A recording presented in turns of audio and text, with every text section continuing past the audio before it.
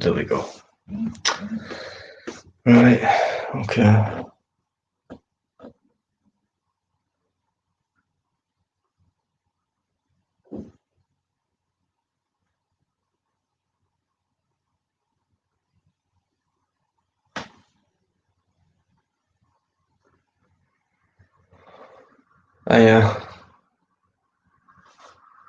Hey guys. Right. Okay. Yeah. How you doing? Deja vu. Hello again. Right. Yeah, I forgot to finish off earlier by saying, did I forget to say thanks, Leah? If I did, I apologise. It was one of those again. Non-stop, pure brilliance from every single guest who was on. And of course, the chat.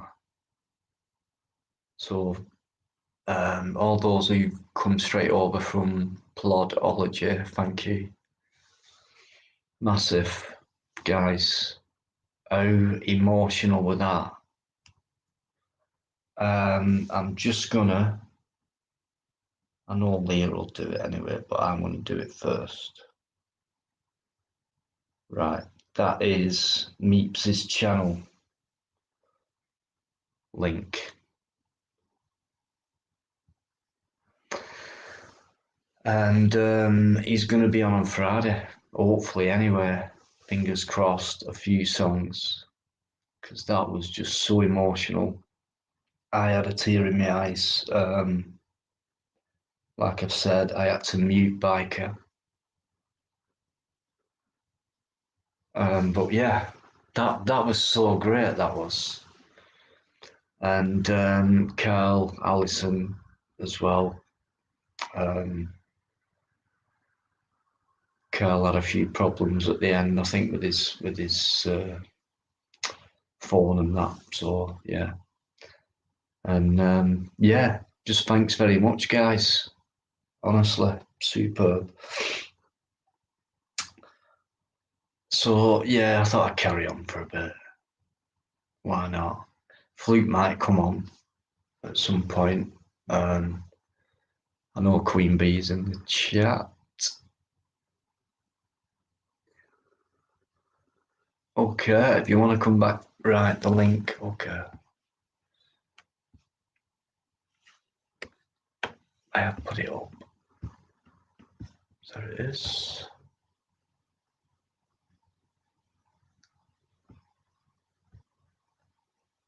It still won't let me pin that link for some reason. No worries.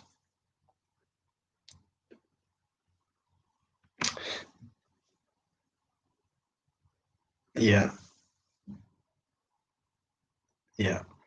Baz, how you doing, Baz? God, brilliant, weren't he? Hey, absolutely superb, and what a nice guy as well. When he was talking to us, so modest, so mellow. Gregory, how you doing? And LJ, how you doing, LJ? Right, I'm gonna bring my good friend on. Queen Bee, guys. Please check Queen Bee out, her channel and everything. Already has a strike. Means business. A very smart lady, and I mean that word in the biggest sense, lady. And come on, have a chat. Hello again, everyone. Do you know that's the first time you've called me a lady? You only call me a lady when we're live. I don't get a chance when we're talking. Really all right. Say that again, you froze then. Did I freeze then? Oh, do you know what? It might be my signal here. I don't know. Can you hear me all right? Yeah, you sound quite clear. Yeah. Right, No worries. okay. Yeah. play Thanks for coming on. it by Thank ear. you. I don't think I've got anything else open. Yeah. Hi everyone in the chat again. Big up. Hello Leah. Again, mods, thank you for all your hard work. It doesn't go unnoticed. Hi everyone. It seems like quite a few's come over from Pod, bless them, Dino. Yeah, so big up everyone. So yeah, obviously we've got a good show planned on Friday, Dino. I'm not going to get into it too much tonight because it is late and I am tired and I've not got my thinking head on. But yeah, no, I'm looking forward to this one. This is going to be it's going to be a good one for me. And I mean, you know, there's a lot of people that know a lot more about this than I do, but the knowledge that I have got, I'm really looking forward to sharing with others. You know, and at the end of the day, this information should be available to people for free. Yeah. You know, I learned it for free, and anyone out there charging for this, and there is people charging for this, you know, it's wrong. This should be free information available to everyone. Yeah. Hello, Gregory. Yeah, before Hello, everyone. Queen Bee goes on, what we're talking about is common law, and that subject is going to be brought up on Friday, and I'm looking forward to it because we've spoke about it, and it's going to be a big subject on Friday, guys. And so it should be. It's going to be a big subject. We've got Queen Bee who's very passionate about it, knows a lot about it, but there's that much about it compared to it all. We want people's input on it. We want questions. We want their knowledge. We want to build on it and make it more, make people more aware of what common law is all about, because it really does involve us very much, and we need it now more than ever, if that makes sense. But Queen Bee will explain all this on Friday, and it's going to be really interesting. Yeah, I mean, just a quick one now, Dino. I mean, all I can really say is, you know, it's actually very simple. I mean, yeah, there is a lot to it, but do you know what? Common law is actually very simple. It's pretty much common sense. Just do a quick. Sorry, Dino. I feel like I'm speaking over you because you keep coming in and out on my side. I think there's more of a delay. There's more of a delay going on. I can hear quite the off signal. Right. Yeah. No, it's fine. All we're going to say is, if you can give a quick introduction as to what it is, because I know some of us will know, but and then what you know what you're going to be talking about. Like, we're going to do it in sections, aren't we? Kind of.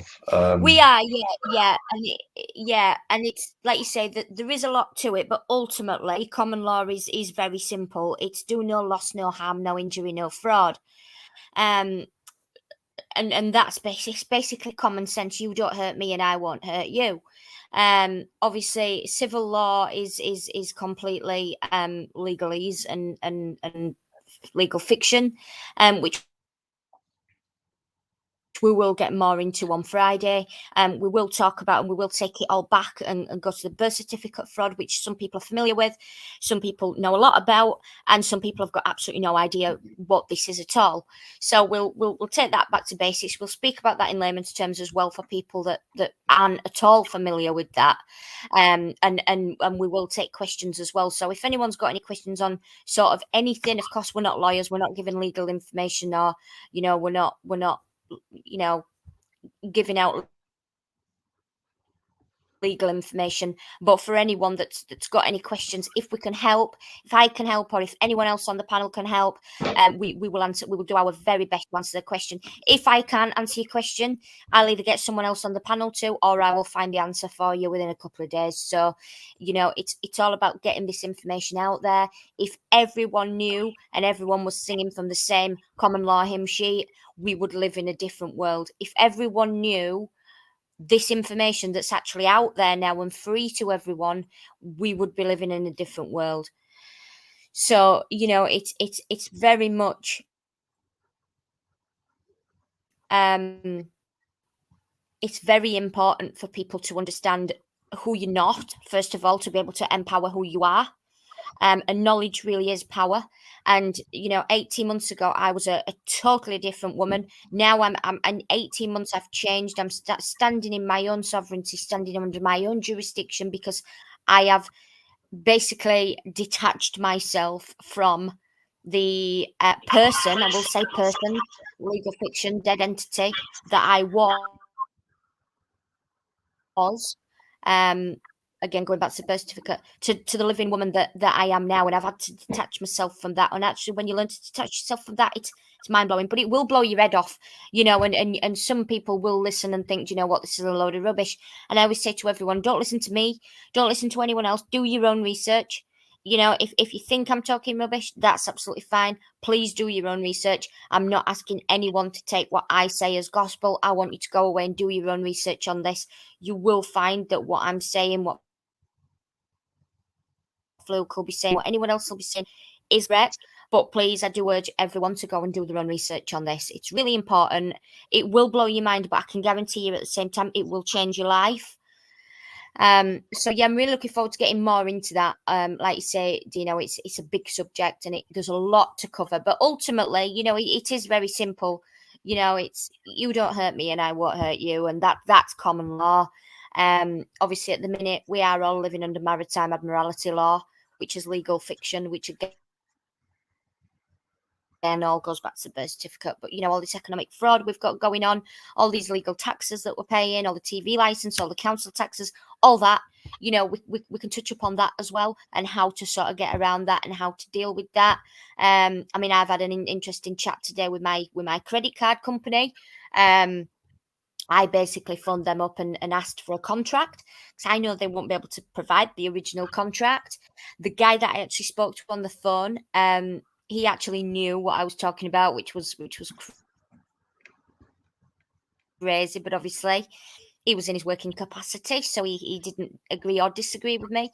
But I just said, look, ultimately, you can't provide me with a contract or a verified claim. Therefore, I'm under no obligation to pay any more payments towards this account, because you're not actually speaking to that name on that piece of paper there anyway that's on the account, because I've now detached myself and I have actually re-registered, reclaimed my birth certificate under the common law courts. I've actually done that. So actually, that name that's on that piece of paper, that is a legal fiction, and that person, I'm going to use the word person because that's what it is. That person that you're chasing isn't me. So you can chase my identity as much as you like. That's not me. So I had a really interesting conversation. It was all fraud anyway, from start to finish, because they've been taken over by another company, and it still said the old company's name at the top of the letter on my account. So it was like, okay, well, straight away, the letter's all grammatically incorrect as well, and it was just like, wow. But I'm in the middle of dealing with all this and detaching myself from this system. Quick question for you, Queen Bee, right? Because I know what you like when you go off on a tangent. Well, some of us do understand where that's going. A lot of us don't. But I'm going to cut her out there just for a sec, and she won't mind this. But there's a quick question. That's why there's a question coming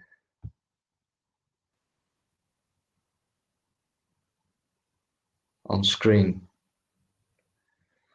I don't know the answer to that. David Wynn, does a common law defence work in court? So that would depend what type of court you'd be talking about there, David. Obviously, if you're talking about a crown court, a common law court, because obviously you've got your Mickey Mouse courts, which is your legalese courts, which is like, say, for example, if you don't pay your council tax and you get a summons to court.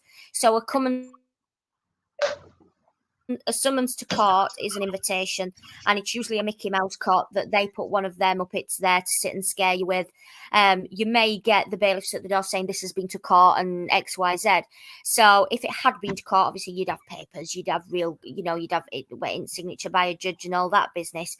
So your legalese courts and your Mickey Mouse courts, your civil courts basically is the difference between your civil courts and your real courts, where you've got your judge and everything. Absolutely, yeah. With a judge, yeah, you're never going to get a judge in a civil court. You know, if you don't pay your TV license, you're not going to get a judge there. Like I say, it's the Mickey Mouse courts. These, and whenever you get a summons to court as well, which it's all legalese and trickery of words. So they use all these trickery. Put my teeth back in. Trickery of words and legalese to basically scare you into paying. So obviously, if you get, and you don't know any of this, if you get a letter from TV license saying,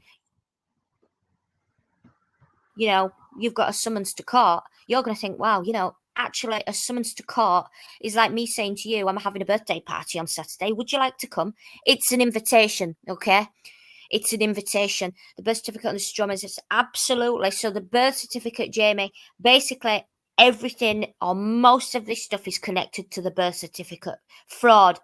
If you've got a birth certificate, okay, you've had this trespass upon yourself. So we all have. We've all been trespassed upon. We've all had this fraud committed against our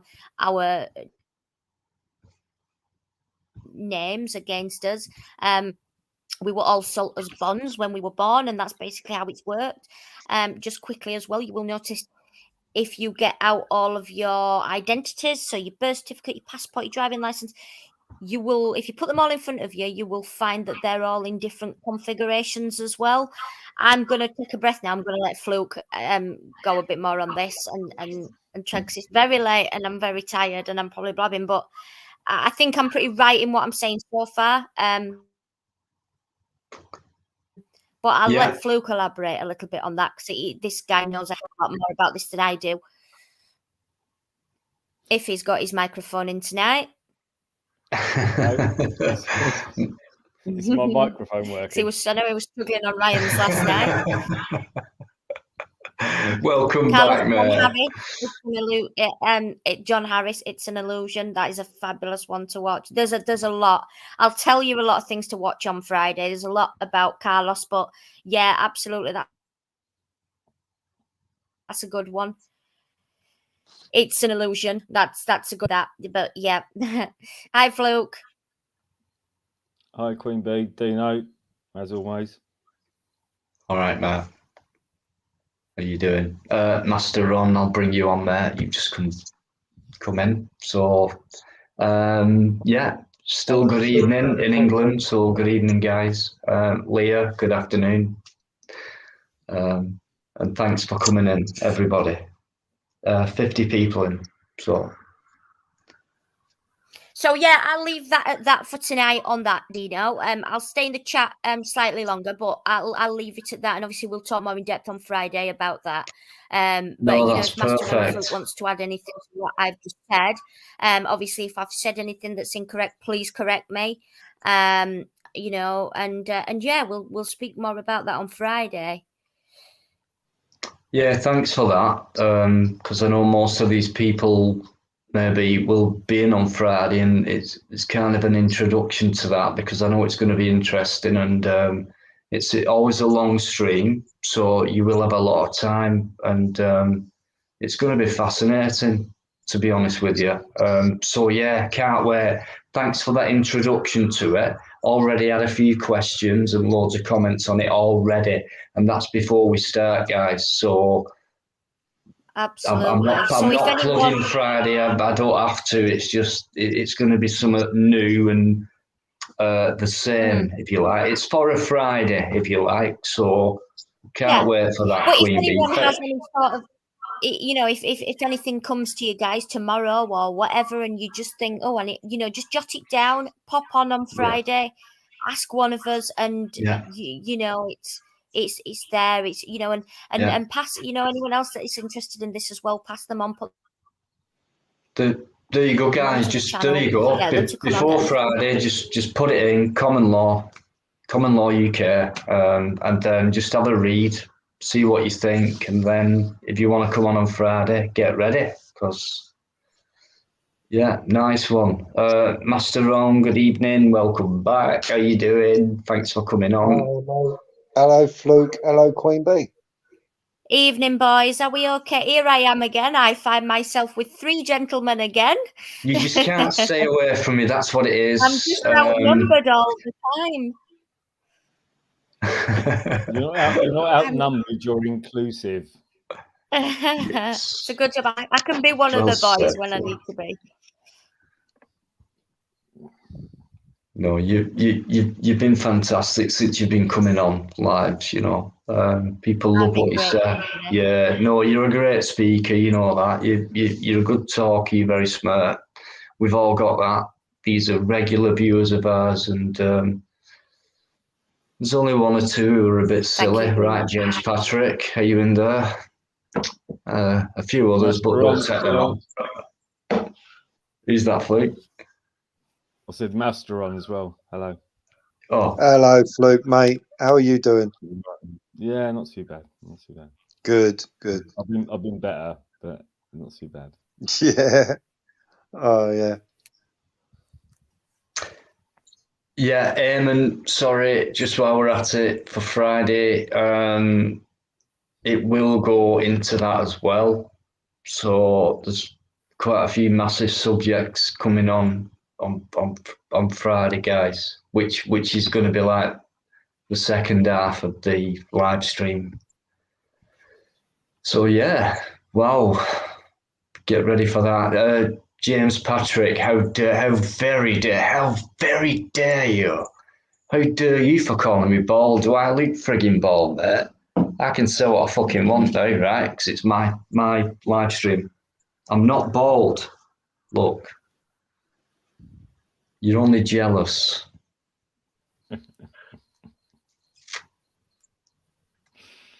Oh dear. Right, yeah.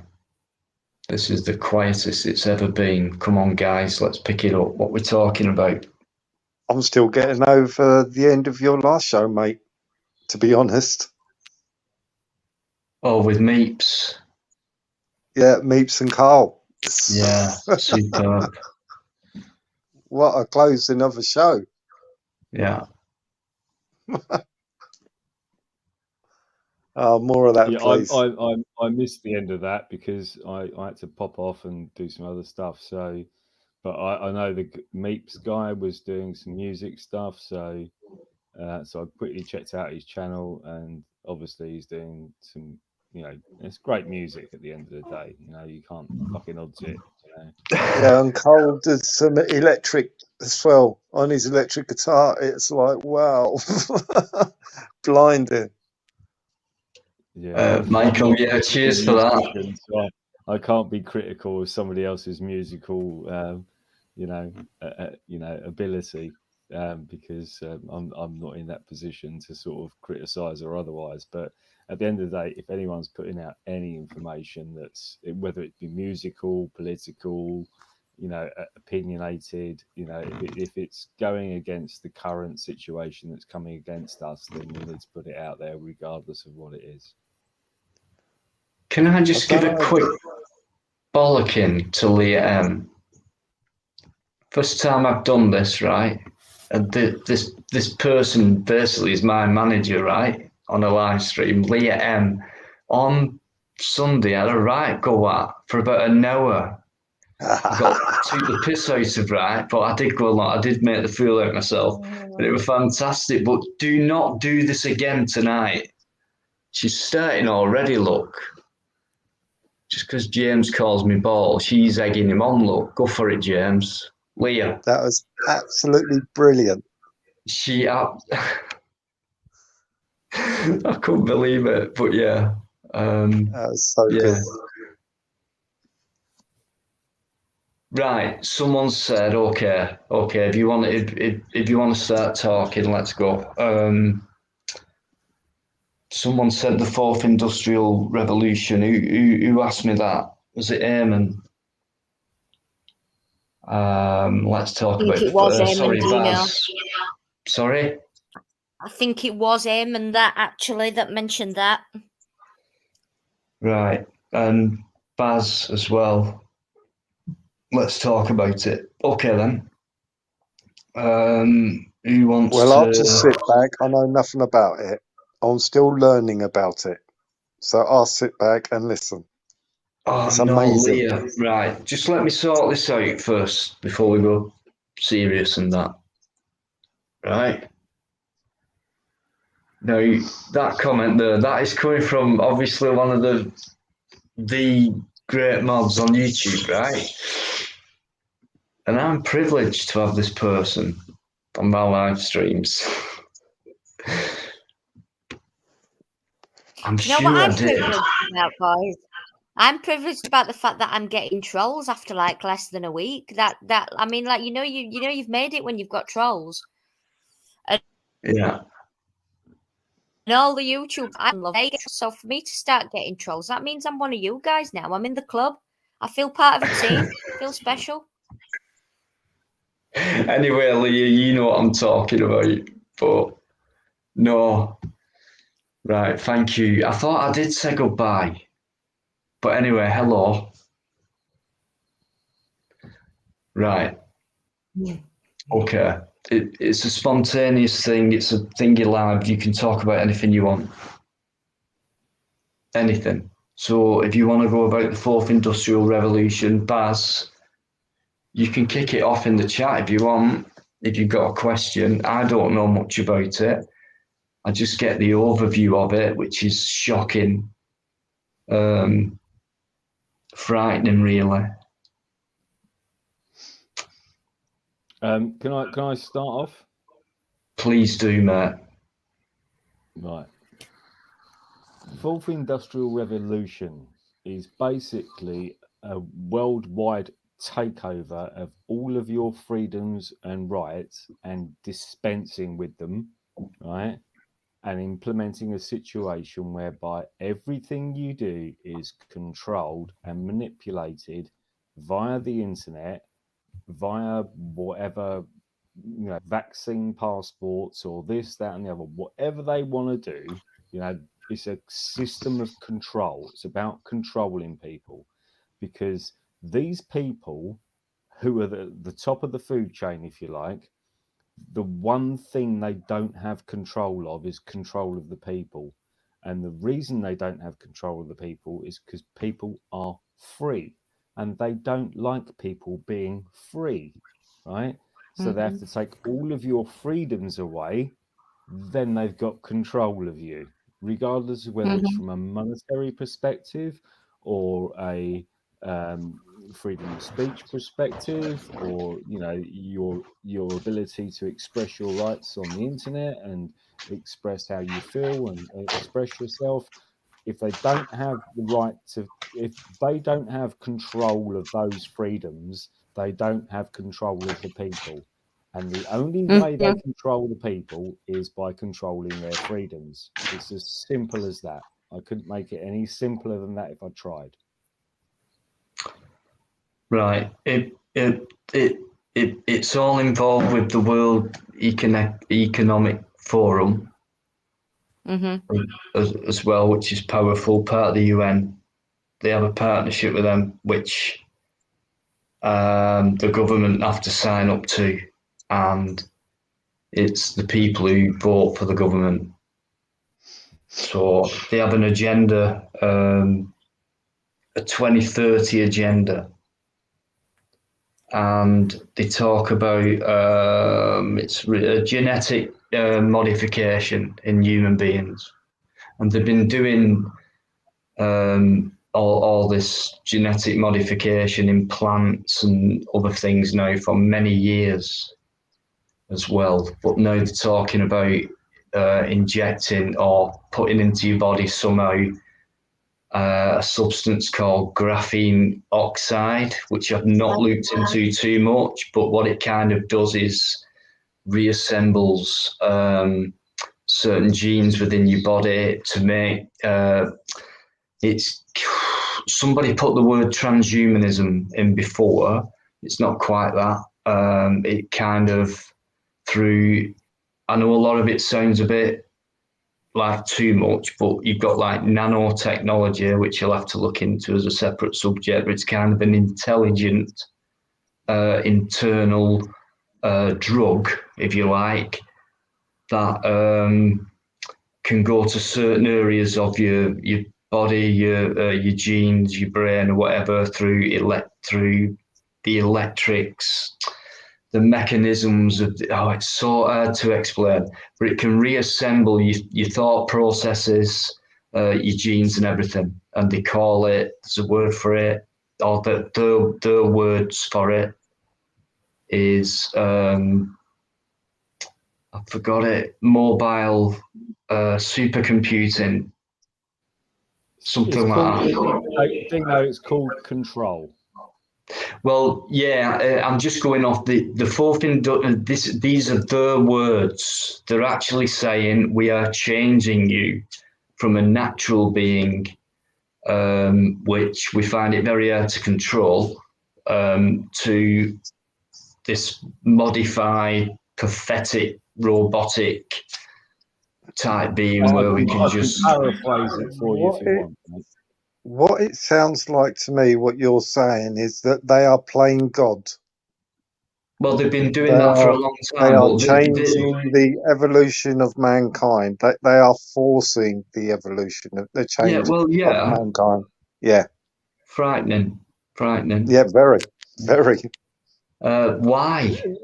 Can I just make a point here before we go further into this conversation? Because without the basics of the conversation, if we don't understand the basics of what they're trying to do, and then when we can go down a million rabbit holes about transhumanism and 5G and this, that, and the other, and all this other nonsense. Do you know what I mean? And it's not nonsense. I'm just saying that it's an irrelevant conversation, because the whole point of this is these people, the fourth industrial revolution, Klaus Schwab, the World Health Organization, all these other people, you can include not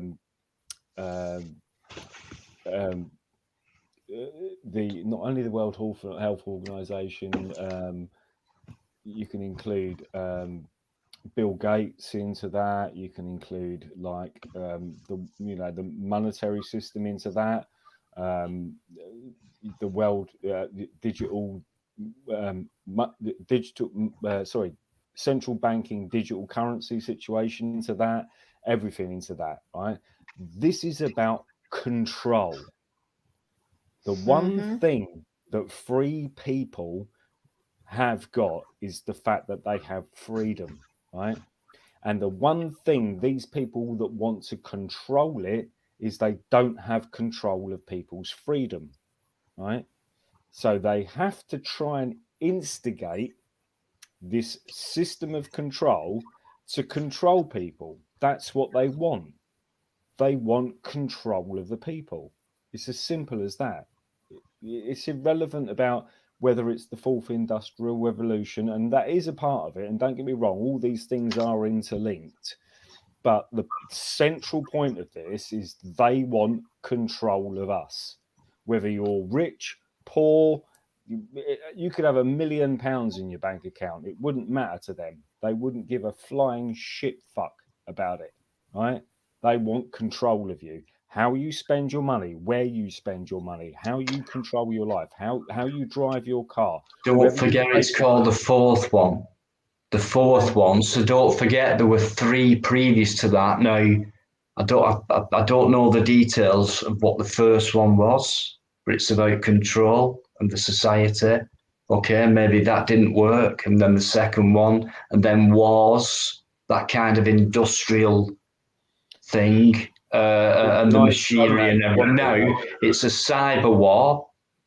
It's a psychological war. It's a different type of war, but it is definitely an industry. We are the industry. Think about those words. You know what I mean? They have to revolutionize what they do to control us. We have physically become the industrial. We are the industrial. Yeah. That's what they're saying, right? The first industrial revolution was Thank you, Matt. The first industrial revolution was about taking all of the electrical, and go back to, you can go and research this for yourself. There was electrical trams in Los Angeles. There was electrical, trams in Texas, and all of these electrical systems were all in place in the 1900s. There was electrical cars in the 1900s. There was electrical cars in the 1900s that were doing 1,000 miles, right? And all of this was stripped away. They literally stripped away the trams in Los Angeles and replaced them with diesel-powered buses. Who benefited from diesel-powered buses by taking away electric trams? It was LJ, good night. Thank you. It was the very people that introduced this whole thing that we're seeing today. These people were the oil magnates of the day, the Rockefellers, you know, all of these people. That's how they introduced their system. They introduced their system because they wanted to sell you oil, petrol, diesel. That's what they wanted to sell you, because they discovered it, you know, and they had the means to take it out of the ground, and they had the means to sell it to you. So the only reason that they pulled the whole electrical system from, say, Los Angeles, let's talk about Los Angeles just as an example, was a case of Los Angeles had an electric tram system. They had an electric train system. They had electric cars. And this was in the early 1900s. We're not talking about futuristic shit here. This was in early 1900s, right? And they pulled all of that stuff. They used their influence and their money to pull all of that system away from the people and force them to use their diesel and petrol buses and cars and taxis and everything else, because it just made them even stronger and even more influential. And the more money you have, the more influence you have. And that's how they sold their sort of, you know, petrochemical, the way that they could entice you in. You know, the only way you could spend your money was buying an electric cab or not electric cab, you know, getting on a diesel powered bus or a diesel powered train or a petrol powered taxi. That's how they got you into the system. Once they've got you into their system, it's very hard for you to get out of the system, because there's no other option. You can only stay in that system. You couldn't buy a 1900s electric car today, but it was available it was available over 100 years ago, right? So why are they trying to sell you electric cars today when the electric cars was available 100 years ago?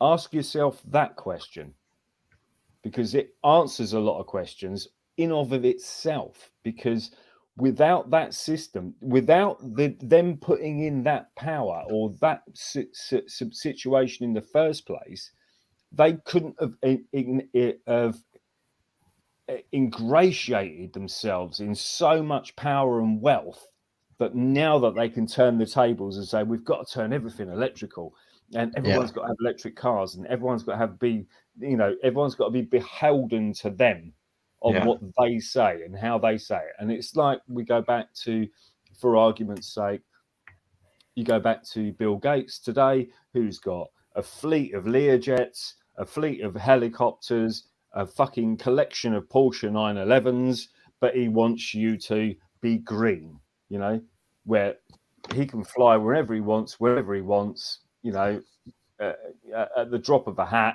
you know, but he wants to limit your ability to travel, you know. That's what you've got to realise. Absolutely spot on. Over 100 years ago. That's what happened when Tesla, they knew this, okay, free energy, right, all around us. And they had to make money out of all this and give us pollution and all that and bad health and all that. And now look at it, solar power, electrics, all this kind of thing coming in. And they're making more money than ever out of free energy.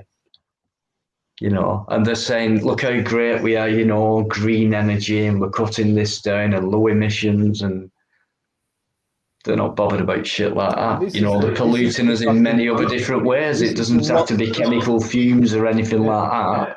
We're still being polluted, albeit more than anywhere. The nonsense. What they're trying to do is they're trying to promote a type of green energy where we're all to blame for the world's ills, and we have to modify all of our lives to make the world a better place, while the very people that are telling us to do this are doing the exact opposite, of the very thing they're telling us to do. It's like when they say, okay, here's an example. I think, what was it? Meghan and Harry, and I don't like to fucking include these so-called celebrity royalists and all this shit, but it has to be said. But, Meghan and Harry took a trip the other week on their private jet, right? Which apparently resulted in 1.7 tons of carbon, right?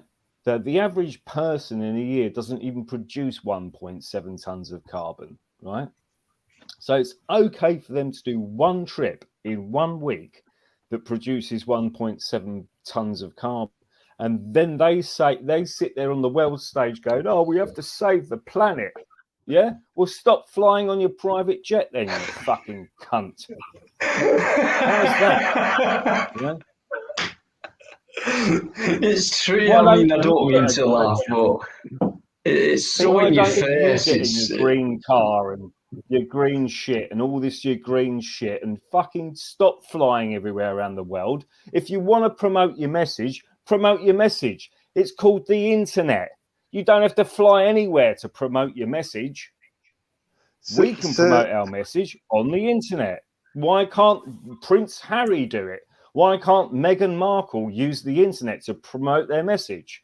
Why do they have to fly around in Learjets to promote their message? Why do they have to have a fleet of fucking helicopters and fucking 3-litre fucking petrol vehicles and Range Rovers to drive them around the streets with police cars following them? Do you know what I mean? To promote their message to save the planet. Oh, bollocks. Fuck you. You're a bunch of fucking lying scumbags, and the quicker everybody fucking realises it, the fucking better. It sounds like guys, I'm sorry, I'm going to butt in, but I'm going to jump off because my internet is absolutely terrible. It's just jumping and skipping everywhere. No worries. Friday, guys, sorry to butt in. I just didn't want to just go, so I'll just let you know I'm off. But enjoy the rest of your chat, guys. Bye-bye. And the rest of your night. Thanks, Queen Bee. I'll see you on Friday. Everyone in the chat. All right, blessings, guys. Yeah, see you soon. Thank you. Take care, guys. Good night. All right. Speak to you soon, Queen Bee. I'm a layman to the subject which has just come up. By what I've heard so far, if I get this straight, is that it's white, like Fluke just turned around and said, and going back to what you said, Dino, they're modifying the human being to computerize, basically. I think what you two are hitting at, because they're turning it into a computer era. The cars are going to be computerized. Everything's going to be computerized. So by what it sounds like you're saying, correct me if I'm wrong, but it to me is that we are going to be following that trend as a human form as well, under control, as if we were computers ourselves.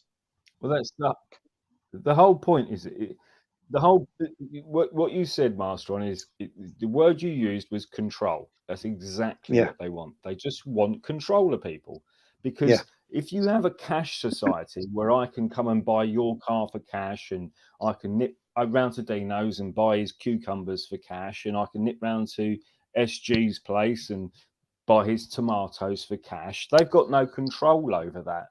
And that's what they want. They want control. These people are sociopaths, psychopaths, and all they want is control over everybody else's life, regardless of what it is you want to do. Whether you want to buy cucumbers, cars, or tomatoes, they want control over it. And the only way they can gain control over it is by scaring people in whatever way they have to do, whether it be the current situation or whatever, scare people into fearing what they've got to fear, and then say, we've got the answer to your problems. And the answer is control. That's their answer. But That's their by how I'm answer. hearing it is that for the fourth industrial revolution to work, though, is that everything combined means that mankind is going to become itself digitalized. If you're talking about nanotechnology and everything being put in people's body and what have you, then it's not just that. that is the gain of control. In a more simplified version, it's a case of control, right? Yeah. Control doesn't have to mean that. Control could just be simply controlling how you spend your money. Because if you've got a central bank digital currency, it doesn't matter about whether they've got control over your bodily autonomy or this, that, and the other, and whatever. That's kind of irrelevant. What they need control of is knowing how you spend your money, when you spend your money, where you spend your money, and how you spend your money. That's what they want control of. Because if they control that, then they control you full stop. Because they can then say, okay, you know, you can only have 10 litres of fuel a week. If you try to buy 11 litres of fuel, your card gets rejected, right? If you buy £20 worth of food shop in your local co-op and you're only allowed to buy £15 of food shop, then they can limit that, they can return that transaction. You know, it is about literally controlling how you live your life, and it's irrelevant about kind of what you spend it on, and not irrelevant, but that's the relevance to it. Because if they can control that, they control humanity. It's as simple as that. They don't need to inject you with this, that, and the other. Let's not get sidetracked about. And don't get me wrong, I do agree with the amount of, you know, injections you have and bodily autonomy, and the injections are really just about killing people, because that's all they want to do. Because the less people on the planet, the less people they have to track. You know, it's as simple as that. You know, it's as simple as that. What they want is control, and the only way to control people is to control how much money they have and how they spend it. Because without money and without your ability to spend it, they've got absolute control over you. And this is where something like universal basic income comes in. Because if you have a population that, for argument's sake, gets £1,000 a month, right, in their bank account from the government, right, and you have a central bank digital currency, right, then they've got control on how you spend that money. Because if they say, right, you're only allowed, you know, 6 cans of beer a year, a beer a week, right, you try and buy 7 cans of beer, and suddenly your card gets declined because you've gone over and above your allotted amount that you can have. Do you see what I mean? It's like, I totally understand. They want control of the monetary system and everything, but I'm also interested in what Dino was saying about the. I think that they would like to go one step further and actually be able to know what you're doing at any specific time. So, in other words, if it is nanotechnology, as what Dino was saying and everything, that would mean that not only through the banking system they know how much you spend and what you spend it on and everything, but also it'll be surveillance system if they could go that far with 5G or whatever it may be in the near future. Because let's face it, they're going to upgrade that at some point. And that could be part of their control, because they will know what you're doing, how long you sat down for, when you've gone down. Do that now by your mobile Exactly. phone. If you've got your location settings set on your mobile phone, they know where you are, where you're going, what you just searched, what directions you just went through, what you've just searched on the internet, what time does my local co-op close. Yeah, but you could leave your phone at home. It doesn't matter. Yeah, but it doesn't matter. You could leave your phone at home. Yeah, but you could leave your phone at home. You could do whatever you want with your phone. But Who leaves if their they did phone go at down, home?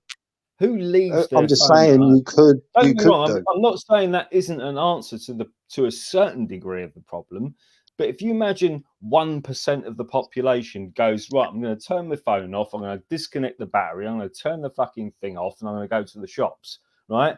Who else is going to do that? 99% of the population aren't going to do that. They're going to go to the shops with their mobile phone on. They're going to pop to the post office. They're going to go to the bank. They're going to go to a cash point. They're going to jump in a taxi. All of that shit is recorded. They know exactly what 99% of the population are doing. Exactly. Right? And that's the point. The point is we can turn our phones off and turn our batteries off and take our batteries out of our phones and all the rest of it. But that's only, if you're lucky, that's 1% of the population are going to do that. Right? The other 99% fucking bunch of sheep are just going to carry on with their lives because it's so convenient to have Facebook on and Twitter and this, that, and the other. And they're going to carry on with their lives thinking they're not being surveilled and they're not being tracked and traced because they are. And that is the whole point. It's an irrelevance. I don't know if it is an I don't want to irrelevance or not. disagree with you, Masteron, to that degree. All I'm saying is, when you look at it from a majority perspective, is the majority of people won't understand what me and you are talking about, right? Yeah. So the majority of people will go out with their location devices on and their 3G on and their 4G and their this, that, and the other, and they're being tracked and traced and they won't even know what's going on, right? Yeah. I can turn my phone off at home, but at the end of the day, I have to turn it on at some point, and then I'm being tracked and traced myself. See, I never go out with mobile data on. It's never on. The only time I use data is when I'm in the house. If I'm outside the house, if somebody needs to get in touch with me, it is a phone, and that is it. I don't have any internet connection whatsoever. And that's the difference between me, you, and the average normie. And the problem that we have is the average normie. They're the problem. Me and you ain't the problem. Yeah. We know what's going on. We know what's going on. So it's not about us doing what we do, and how we approach this situation. The problem is how do we get that information out to the normies, like my family, my brothers, my sister-in-law, my cousins, who haven't got a fucking Scooby-Doo what's going on, right?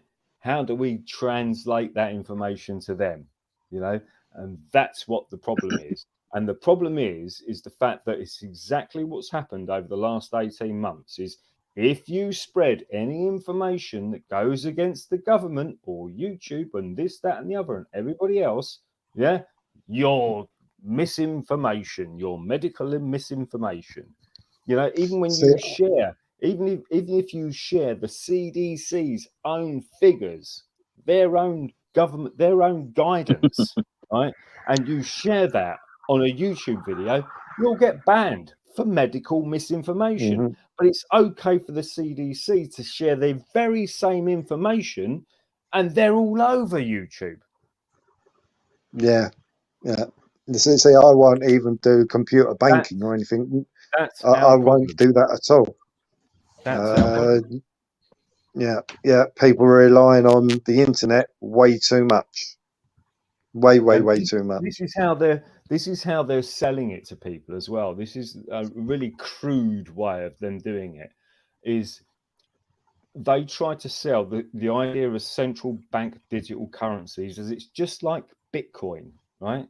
Because everyone kind of got into the cryptocurrency thing, to a certain degree. We've all got into it. We've all got into, if you're on Odyssey, you get LBC coins, and if you get onto this channel or that sort of platform that you earn some sort of cryptocurrency. Or you can just go and buy cryptocurrency like Monero or Pirate Chain or whatever it is, and this is how they sell it to the general public. the general public thinks, oh, Bitcoin sounds like a good idea, you know, because we can all interact and we don't have to worry about government. You know, that sounds like a kind of a good idea, you know, in a basic realm. So what they're doing is they're now selling central bank digital currencies as an alternative, or not an alternative, but something similar to Bitcoin, right? Oh yeah, don't worry about it, because you know it's just central bank digital currency and it's all digital, so you don't have to worry about it, because you know nobody's going to bullshit. The whole reason they're setting that system up is because they're going to get everybody into that central bank digital currency, and then they've got complete control over everything you do, everything you earn, everything you spend, everything, right? And they're trying to sell it to people as if it's blockchain. Everyone uses this blockchain bullshit argument, right? And that's the point. It's not about blockchain. None of this is about blockchain. Blockchain was sold to people on the argument that it was going to save them from the fucking governments. Do you know what I mean? And it was nonsense. It was like the whole point of Bitcoin. It was a blockchain-based scenario, and it wasn't blockchain-based, because if it was blockchain-based, you wouldn't be able to trace your transactions via Bitcoin. But you can have your transactions traced by Bitcoin, because it's not blockchain, right?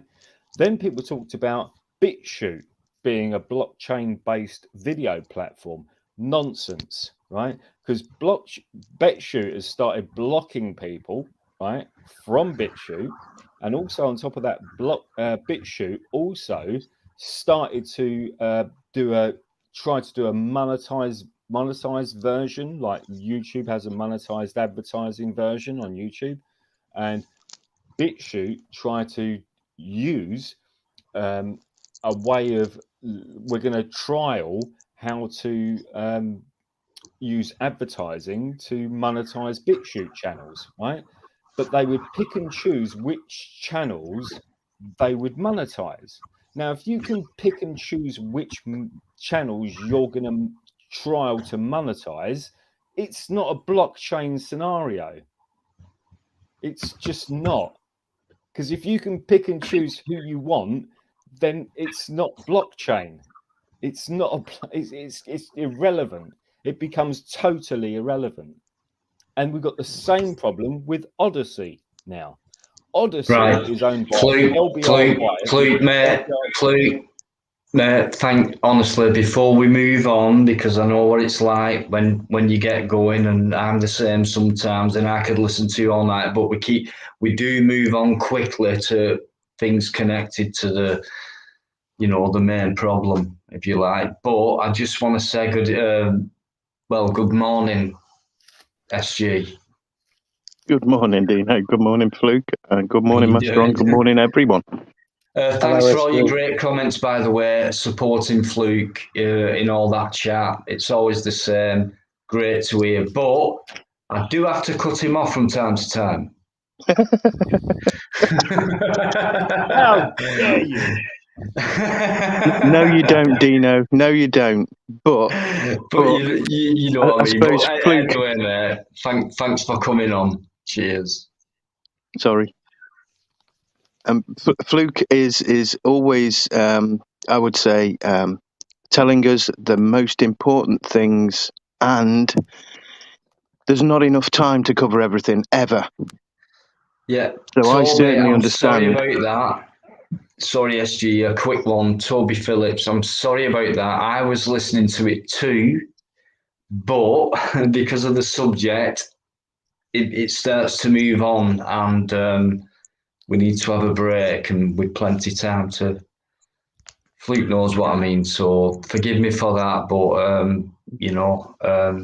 there's other people on, and, Fluke will carry on soon after SG's had his little say hellos and things like that. So I understand. See, what I'd say to the people out there is that we are losing time, and this is where the passion comes from Fluke with the information. and the information from Dino and the information from SG and people like that is that time is running out if people aren't realizing the changes which are coming very, very fast, very fast paced now, it'll be too late. That's why you get passion from guys and females, obviously. So I'm saying it, guys as a whole.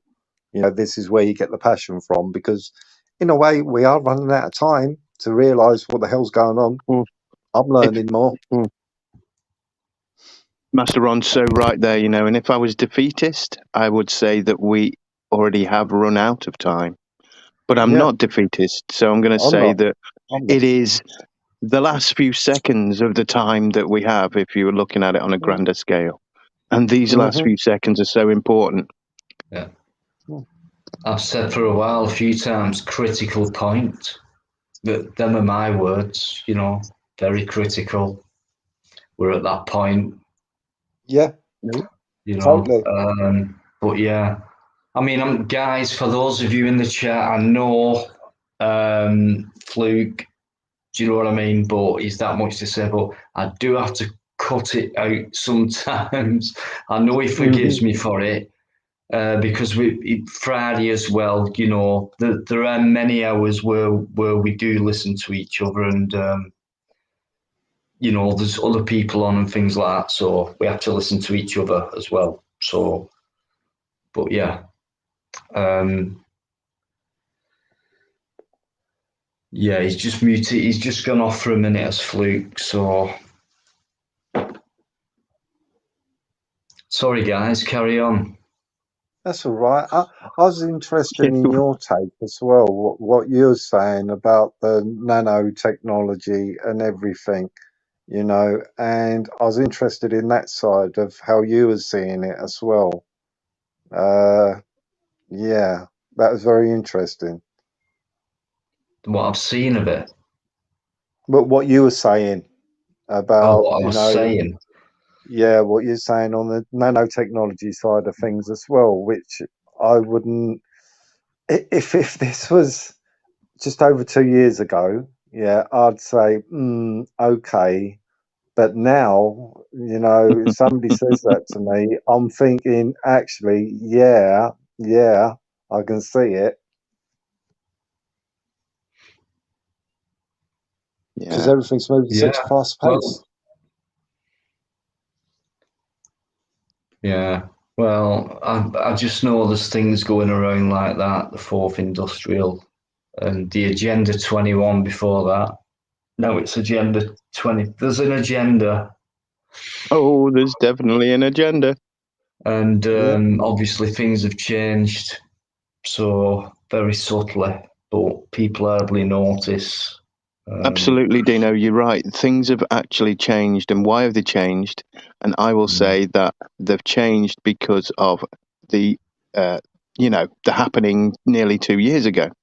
Whether that was, an accident or not, or, a bit early for them or not, now they have brought in all the things that were waiting in the wings, that they were probably, getting ready. Not probably, but they were getting ready to use, and now they've got to use them. But half of them weren't ready. And that's why we've always been basically controlled by fear, but that's why they've ramped it up in the last 2 years. Yeah. They have kept it on. They turned up that cooker, threw us in, and they just keep increasing it past any level that they were able to do previous. And even just in the last week or so with, say, the fuel, it's just ramping up and up and up, and you think, oh, it can't get any hotter, and suddenly, oh, we're burning even more than we were yesterday. Yeah, it's all part of it. Yeah, it's painful to live in fear, but that's what it is to be a slave. Is it correct what I've heard as well now? They're talking about, they are actually talking about, there's going to be gas shutdowns and also electric shutdowns. Yeah, I've heard, obviously, all these energy companies, they're all being closed down. And it's the same old tactics, really. And it's closing down to what? One elite commodity. I don't know. That is a mistake. It's and like, they're doing it all under this guise of this serious common cold problem we've got. That's what we need to wake up to that. Exactly. I don't know how to put it, because it's the energy crisis. I call it a crisis because we don't seem to know that there's a crisis, but there's certainly a crisis with the cost of energy wherever you are in the world. Some of the third world countries that we would call third world countries, everything's really cheap if you go there, except electricity. They pay through the nose for it, and weird. It's really weird. And if you look into Australia, there's an expert who's looked into the energy crisis in Australia. They export energy to everywhere else in the world. They have everything: thorium. They have nuclear energy. The base of nuclear energy. They export it everywhere. Coal. They export it everywhere, but they're in an energy crisis. How can they be? Because it's by design. A monopolization of all the energy companies is what happened. What you just mentioned there, Dino. You've got to have competition. If you haven't got competition, then you've got a monopolization. And what happens? They own everything. They get to dictate. Yeah. And that is the problem. These governments were set into power to govern properly, not to just govern. And they've been infiltrated or controlled themselves. Let's hold them to account, and that's what we've got to do, or we're screwed. They just read off the plans, off the script, what was set before them. Yep. They're not kind of born into it, or they don't kind of go through a bit of training and go, all right, so I'll tell you what do we come up with next? Oh no, they get their balls in a vice, and then they say, idea? Hang on, this has come up. What shall we do? It's like we know exactly what to do because we create the fucking situation. So, of course, we know what to do about it. Can I make a point? Because I think it's an important point to make that a lot of people miss. And this is about centralization of power, right? Take the European Union, if you like. It was sold to the European people on the fact of, after World War II, we want peace, right? Of course, who doesn't want peace? Everybody wants peace. Everyone wants harmony. Everyone wants to just get along, So they universal peace. Yeah, that was a big seller. But it isn't about peace. It's about the concentration of power into fewer and fewer hands, right? So you can take the UK, France, Spain, Italy, take all 28 European countries and consolidate all of that power into fewer and fewer hands that can dictate what the laws are, what the parameters are, and everything else. And that's what it's about. It's about consolidation of power. The smaller and smaller the hands that they can get into, the smaller and smaller people that they need to influence. Right, and the less choice we have, and they sell it to you on the basis of peace, and therefore, like 5G just said, sorry, SG. Sorry, mate. You're reading the comments at the same time. I'm terrible with names. That is called a glitch in the true mind of a true researcher. I'm going to change my name to 5G next time I come on. Yeah, actually, if you change your name to 5G, I'll probably start calling you SG. Because I'm that bad. But that is the point of it.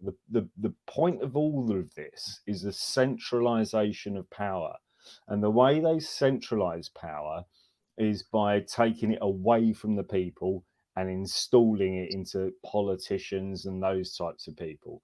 Because the less and less politicians they have, and the more they centralize the power, right, the less and less power we've got. right? Now, just look at some of the demonstrations, whether it be, even if you argue about BLM and, you know, fucking Extinction Rebellion and all that sort of shit, and the freedom rallies that are around, you know, the current situation, you know, there's less and less power. And the more and more power is dissolved to less and less people. So, and this is the point of things like the European Union. It's about consolidating as much power into a fewer and fewer hands as they possibly can, you know. And this is the same thing with central bank digital currencies. It's about consolidation of power. It's about reducing the amount of influence that we have as people, and the more influence they have as a collective. You know, they can consolidate this power down to a sort of, what's the word?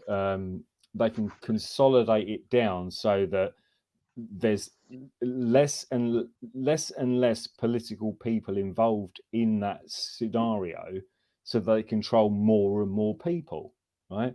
Let's take an example. An example is the Lisbon Treaty of the European Union, and that was, you know, a lot of people, you know, voted for the Lisbon Treaty, and Italy voted for it, and France voted for it, and Spain voted for it, and and this, that, and the other. And when Ireland, the Republic of Ireland, voted against the Lisbon Treaty and said, no, we don't want this, it's nothing to do with us, we don't want anything to do with it, you know, then all of a sudden, who came out and spoke out against the people voting against the Lisbon Treaty? It was big corporations, you know, like, what's his name, O'Leary, with the, you know, what's his airline called? I can't remember what his airline's called, but and loads of big corporations and loads of politicians came out and spoke out against it.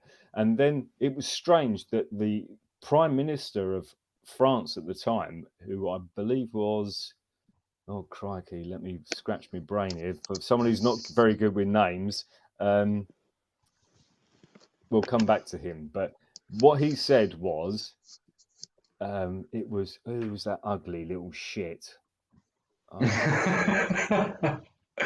Anyway, he basically said in an interview, right, and it was plastered all over the net. He said that people of Ireland have voted in the wrong way. They will have to vote again. So this is this is democracy. Democracy means you keep voting until you vote the right way. So basically what they were saying is they voted against the Lisbon Treaty, so just keep voting until you vote for the Lisbon Treaty, right? That was their message. And they were brazen about it. They were so brazen about it because the average fucking on the street doesn't realise they're being screwed up the arse, basically. And that's what happened. They voted again, and they got scared, and they were going told everyone's going to lose their jobs, and the economy's going to go bad, and and everyone was screaming about all this. All the politicians and the big businesses were going, "Oh, we're going to lose all this money, and we'll have to lay people off," and they frightened people into voting for the Lisbon Treaty.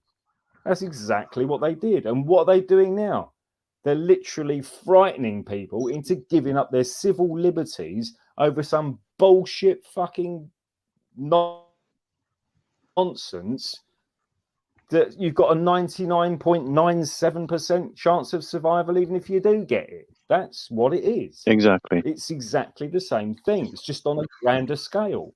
Chris Brown, good night, off to bed. Oh, good morning. Thanks so much. Thanks for being a great mod and a great person in the chat. Thank you, Chris. See you next time, Friday. Can I just add a little bit to that, Fluke? Yeah. What I also notice in politics is, you know, they say, okay, we've got this idea. this idea is XYZ, and people go, no, we don't like XYZ, and they go, oh shit. What we'll do then is we won't do that, and everyone goes, yes, that's a very good idea. Don't do that because it was shit.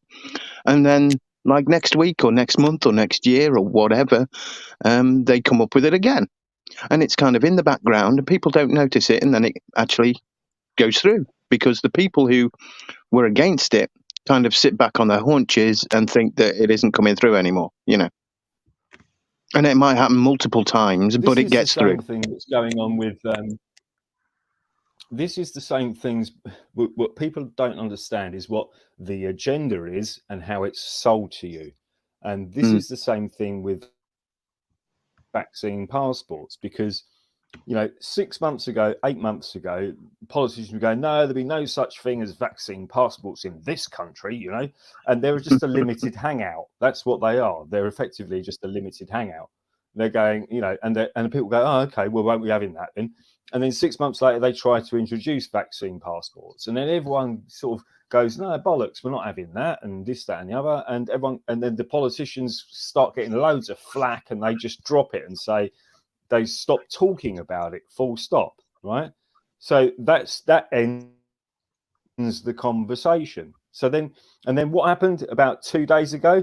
Oh, there was all talk about vaccine passports again, you know, because it's just about a die-off effect where, you know, they bullshit you into something, and if they couldn't get away with it the first time, they just drop it, and then they wait for the heat to die down, and then they bring it back up again. And then there's a load of rebound, and everyone, you know, kind of goes against it again. And then the politicians suddenly drop it again, and then they keep introducing it. And they keep introducing it until there's less and less blowback. They give you that fear. They give you that fear. Then they give you that hope. And then they drop that hope and give you the fear again. Then maybe they might do it again and say, okay, guys, you know, we're okay again. We're all right. You know, that false hope. It's just their agenda is they're going to do it anyway. So when they say, we're going to do it, and then they go, we don't need to do it, and then they are going to do it eventually. And you wait next year, guys. What they're doing is it's going to be the toughest year of our generation. And what they're doing is they're using the path of least resistance, if you like. They're going to keep introducing it and then dropping it, and then reintroducing it until they, you know, beguile people into accepting it as their way to freedom and their way to normal and all that nonsense. It's how to buy petrol. Yeah, it's like a sales thing, you know. It's like you reduce the amount of choices they have until they want to buy your product, you know, whether it's a car or a caravan or a motorhome or whatever it is. What your job as a salesman is to reduce the amount of resistance to buying what you want to sell that person. That's how sales works. That's the mentality of sales. And that's all the politicians are. They're just the salesman for the agenda. The agenda is already set. Now they need the salesman, the politicians, to sell it to the public. Absolutely. They have always only ever been salesmen. But we always believed that they were just, except for the odd one, you know, but they're not just. They are flim-flam man salesmen. They are confidence tricksters. They are corrupt individuals. In fact, they're a mass of corrupt individuals. We cannot trust them. It's like a boxing match, but we're only allowed to block. And they are the attackers who can punch so many times and block. And, you know, they are unrelenting. Even when we're not fighting, we're getting punched. And every punch is a loss of our rights. And it won't be long till we've been hit too much. I think that you made a very good point there, because when they say they're unrelenting, it's like a salesman. He's unrelenting, because if he can't sell you the car, he'll sell the next person the car. And if he can't sell that person the car, he's going to sell the next person the car. He's unrelenting. It's the same with politicians. They're unrelenting salesmen. And they'll they don't eventually care sell whether it. they sell that car or not because they know They'll they're going flog to it. sell enough cars to make enough profit to make their life They've got a comfortable, dead etc., horse. etc. Exactly. They've got a dead horse to sell, and they're going to sell it. You know, how if they have to retreat It's now going and to come happen. back again later and try again, then they're going to do Yeah. that. They're going to use They that. would you know? sell as a horse, a And- dead and horse with wheels on obviously it. the problem we have is we have a major infiltrated mainstream media that's backing all of this shit that the politicians are doing. And that's another fucking fight that we've got to take to. God, it is. It's the mainstream media, is because they're backing everything the agenda is setting.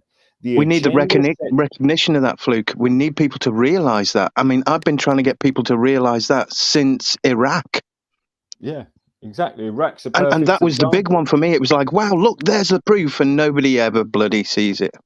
And this is the thing, it's kind of twofold as well, because like when we had with Iraq, we had like, I think there was like 2 million people marching up and down the country against the war in Iraq. 3.5 at the most, which was the biggest protest in UK history, possibly even world.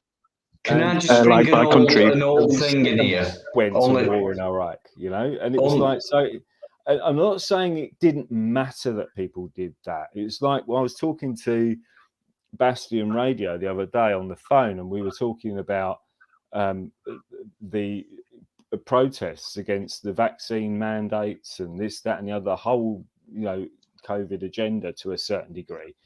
And he said, yeah, but you know, these protests are obviously not working. And I said to him, well, I'd rather have 1 million people on the streets of London than 1 million people sitting at home with a mask on their fucking face, you know? You know, because I know what I'd rather have, you know? Can I ask you guys this? That word nuclear. I don't think that's been around for a while when it comes to fear, control, and shit. I don't know, has it? Nuclear weapons. Doesn't have to be. And I think it's I know, that's what I mean. Like, obviously, World War II. It's never existed. A lot of people do think that was all a complete, you know, propaganda, complete hoax, fear, control factor type of part of that agenda. It's no different with the nuclear agenda than it is with the security agenda. The security agenda was all about, oh, you've got to be all afraid of terrorists because terrorists are going to do this and terrorists are going to blow up buildings and da-da-da-da and all this. And it introduced the security state, right, which gave up, you know, people started giving up their rights to their Fourth Amendment rights in America, or our rights to, you know, not give our identification in the UK. It was about, oh, because of terrorism, you must give up your ID. You know, that was the agenda. Now we've transversed from the terrorist kind of, you know, state security agenda to a biosecurity agenda where it involves everybody.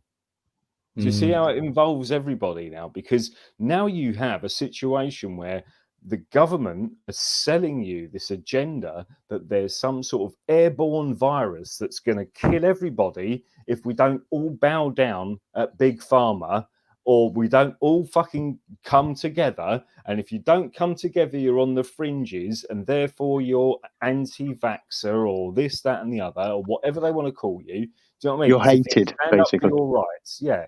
Then you're extracized from society. You know, you're kind of pushed to the margins. You know, and that's how they do it, because they rely on the majority of thick fucking idiots in every country to go along with whatever the government says so.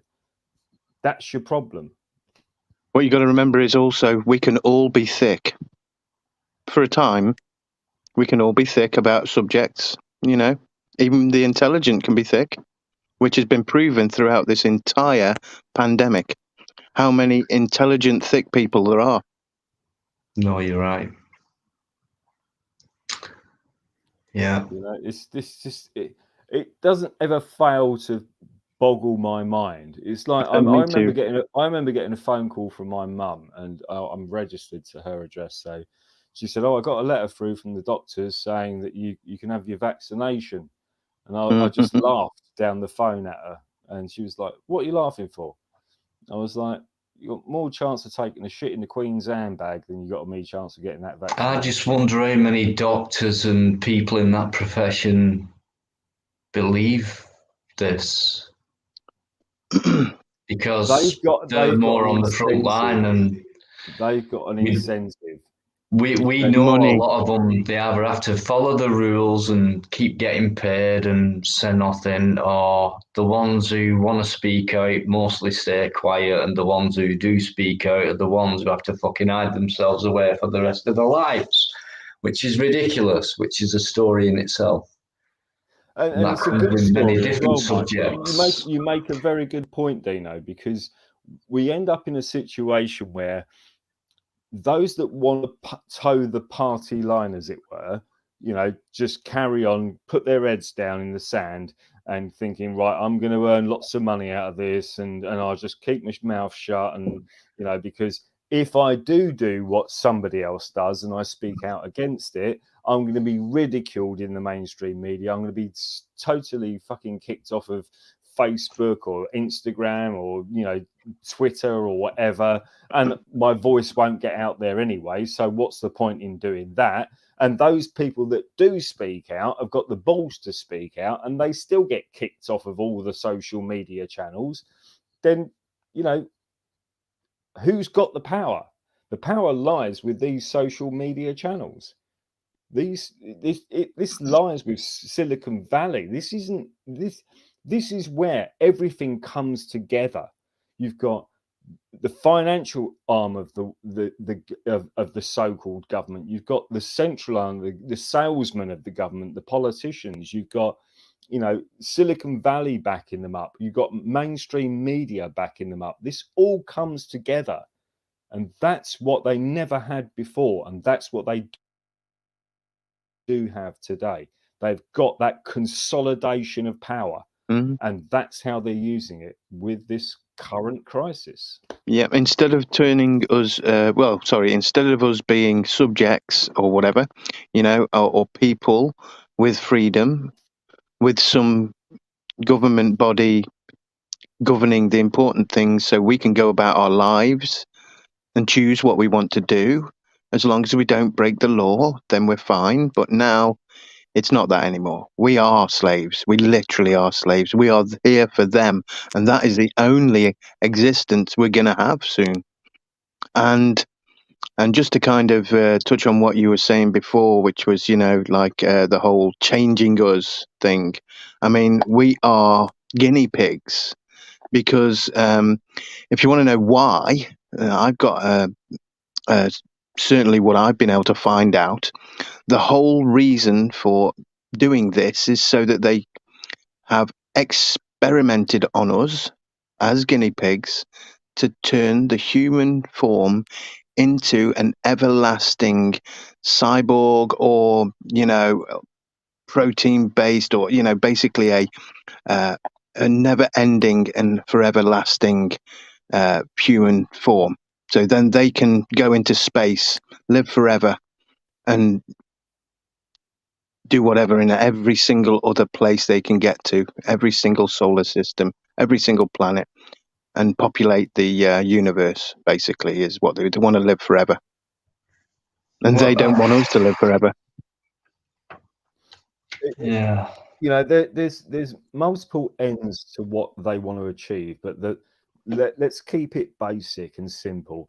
This is about control, right? The one thing the elites want that they do not have is control of the people, right? This is about control. It's about scaring people into controlling them. It's about, well, they do have control, though. And do you know what? Right? Do you know what it is? This is what happens. It definitely is, Fluke, right? But the fact is, if they want to do that, that must mean they've got something to hide, and if they've got something to hide, it must be something massive. Maybe it's the truth of it all. Maybe it's we know nothing about what's really going on, what it's really about. Maybe it could be History has that, been And faked. this is but it's That's something about to come out. massive. It's got to be. If you want to control 99% or whatever you want to call it, why? it's What are like, they it's like, I hiding? mean, What do they want to control us for? well, it's about controlling people. It's simple as that. It's not about there's got to be a reason to control us. They just want to control us. It's like imagine you're in a psychopathic relationship and you're a young lady and your boyfriend or whatever is a fucking nutcase sociopath psychopath. He's going to use anything he can to try and control that young lady into doing what he wants her to do, wear what he wants her to wear, go out when she wants to go out. Say she's got to come back at 10 o'clock at night. That's the psychology of it. You know, it ain't no different from government and everybody else. It's about control. How do I want to control these people? Because there's too many people. They've got too much freedom. I've got no control over them. And this is what these psychopaths are all about. You're right, Fluke. Psychopaths. You can't measure a psychopath with a normal measure. I'm sorry, SG, but this is me trying to be impartial, but this is a certain way of control, and if there's nothing to hide, then I think there'd be a lesser kind of control, if that makes sense. I believe there is something to hide. Something they don't want us to find out for whatever reason. The thing they've got to hide is the fact that they want to control you. That's what they're trying to hide. So they have to use something to scare you into believing what they're saying so that ultimately they can control you.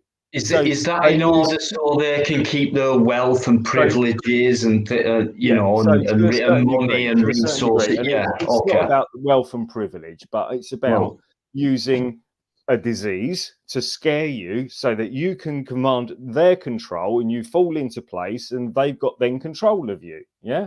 Because you're so frightened, you run to the government for help, you know. And the government are controlled by who? Yes, the very people, the sociopaths and the psychopaths who control the government in the first place. So therefore, you run right into the hands of the people that want to control you. You know, that's the problem. And not enough people realize they're being controlled or they're being enticed into a fucking situation where they will be controlled. So we're being controlled by the people who are being controlled to control us. If you look at the slogan, which they pumped out now, you'll own nothing and you'll be happy. Well, for our minds, how could you be happy if you haven't got freedom of choice? And you know, if you want something, you go and get it because it'll make you feel better anyway. But they're saying that you will own nothing and you'll be happy. That means that they have control of your mind to make you subservient to thinking that way. They'll control our thoughts. Actually means, you know, that means that, you know, they got to convince your mind to actually think that way, that you're happy with nothing. There's got to be more to it. Because why are they using a slogan like that? Because it can only be what does that mean? It can only be like you'll own nothing and you'll be happy. Well, hang on a minute. If I own my own car and I own my own house and I've got a boat and I've got, you know, all this other stuff that I want and I own it all, surely I can be happy owning all of that stuff. So how would I ever be in a position where I would own nothing and be happy? Exactly. The only way I could own nothing and be happy is if they control everything I own. Exactly. And also control your mind. Exactly. And on top of that, we've now got a situation where you've got two massive companies in America, Vanguard, who are private companies, so we don't know who their shareholders are and who owns them. And we've got another one called BlackRock, right? These two companies, one of them have got over $8 trillion under management, and the other one's got over $9 trillion under management. Right, these companies are literally buying up estates. I mean, neighborhoods. One of them just bought a whole neighborhood in Texas. A whole neighborhood, every house in that neighborhood in Texas is now owned by BlackRock, right? There's your answer to you'll own nothing and be happy because you'll have to rent it from BlackRock, right? Now, when you've got a company that's got more money under management than the Federal Reserve Bank of America has printed in the last year, which was $7 trillion, right? You got to start thinking, hang on a minute, that ain't right. Don't get me wrong. Everyone goes back to this bullshit about the left-right paradigm and all of that nonsense about Joe Biden and, you know, Barack Obama and, you know, Donald Trump and all that nonsense. Do you know what I mean? You know, what was one of the things that Donald Trump did? He signed a declaration on government paper with that disgusting bunch of bankers standing behind him, and you can go and watch it for yourself on YouTube because it's still on there, where he signed off a $6.3 trillion bailout, right? $6.3 trillion. That's less than Vanguard on their own are worth. Eventually, Vanguard are actually worth more than $6.3 trillion because they're worth over $7 to $8 trillion, right? And that was the president of the United States of America signed off a $6.3 trillion bailout, right? Yeah, like we Who's did going with to our be paying banking for that? system. Who's going to Yeah. be? Who gets that money? That money was sent to prop up private corporations, private banks, and the stock market, right? And then what did the American people get out of it? $1,300 paycheck. There you go. I'll have that for the next 6 months while you can't work and all the rest of it. You know, what did they get out of it? Nothing.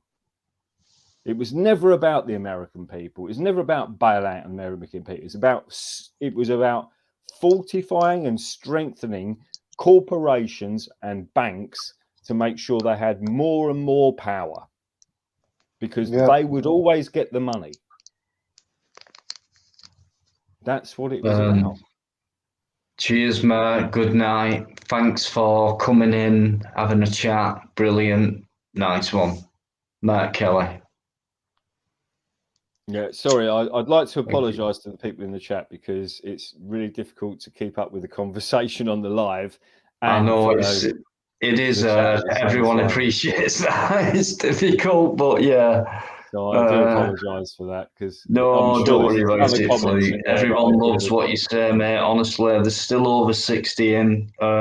It's hardly gone under that tonight, so testament to the guys on the panel and that. I mean, there's so many elements to this as well. It's not, you can't, it's like when people say to me, what's your answer to this problem? Well, there isn't a silver bullet answer to this problem, just like there isn't a silver bullet answer to the whole problem, how it started in the first place, because that's not the case. Because there's so many, you know, influences. There's so many, what's the word I'm looking for? There's so many parameters, people involved in this that all, you know, actually can kind of benefit from this whole situation, the current situation, if you like. And they've all got a vested interest in that. And that includes people like the Bill and Melinda Gates Foundation, the Rockefeller Foundation. You know, you've got massive corporations involved in this, massive pharmaceutical companies involved in this, massive industrial companies involved in this, massive, people like Microsoft and people like that involved in this, Twitter, Facebook, social media companies, LinkedIn, Twitter, and all of these other, they've all got a vested interest in this because it's all about control. And if you have control of the people, they make money out of it. Data is the new oil. Go back 100 years, what was the biggest thing? Oil was the biggest thing. Come forward 100 years, what's the biggest thing? Data. Data is communication and all that. Information. And information is the most important thing. And this is an information war. Data is the most important thing. And how can they get access to your data? You have to be locked into this account or that account or this account or this email account or that email account or whatever it is. You've got to be locked in. Without being locked into the system, then they can't earn any money out of you. It was like the guy said, there was a guy that went to, I can't remember his name, and I do apologize, but he went to a conference in Saudi Arabia, and he said to the guys in Saudi Arabia, the silly Arab guys with the stupid shit on their head, and he said to them, look, at the end of the day, I can't walk through the desert and produce oil through my feet, right? He said, but I can do that with data, because if somebody goes to work one day using a taxi, they're going to produce different data than if they walk to work the next day. If that person takes the bus the next day, they produce a different amount of data. And if they take the train the next day to work, they produce a different amount of data. Every time they go to work, every day, whatever type of transport they use to get to their job, they're producing a different amount of data. And data is what is the new oil. That was his words, not mine, right? Data is the new oil. And he said, you can't suck oil out of the sand just by walking over it. You have to go down and dig for it. He said, but with data, you don't have to dig for it, because people are producing it every day and farming it out via their mobile phones. They're producing data all the time. And that data is worth money. That's their point. Yes, there's a whole commodity system of the world, isn't there? And they pin a monetary value on whatever it is. And they have to control it, which is why, things like they turned us all into commodities. Yeah, everything, you're right, even our thoughts. All this keeps reminding me of this fourth industrial revolution, because we're talking about oil and things like that, which was part of a massive industrial revolution. And today it's all about data, which is all this cyber, genetically modified, mind processing, telling us what to think and things like that. Dangerous. Why is my question is why? We know about money and things like that. It's a man-made thing. So why are we going further than this? It has multiple connotations, in the sense that it's not just about your data, because they can control your data. If they control your data, they can make a lot of money out of that. If they control your movements, where you go, where you shop, how much money you spend, it's about control. These people, the one thing, the real elites that control this world, the one thing they didn't have control of is people, right? It's as simple as that. They couldn't control, if Dino said to me, Nigel, come round and buy my couch for 500 quid, and I gave you 500 quid and took your couch away, those people in control didn't have control over that transaction. It's as simple as that. They couldn't have stopped me from buying your couch for 500 quid cash. It's as simple as that.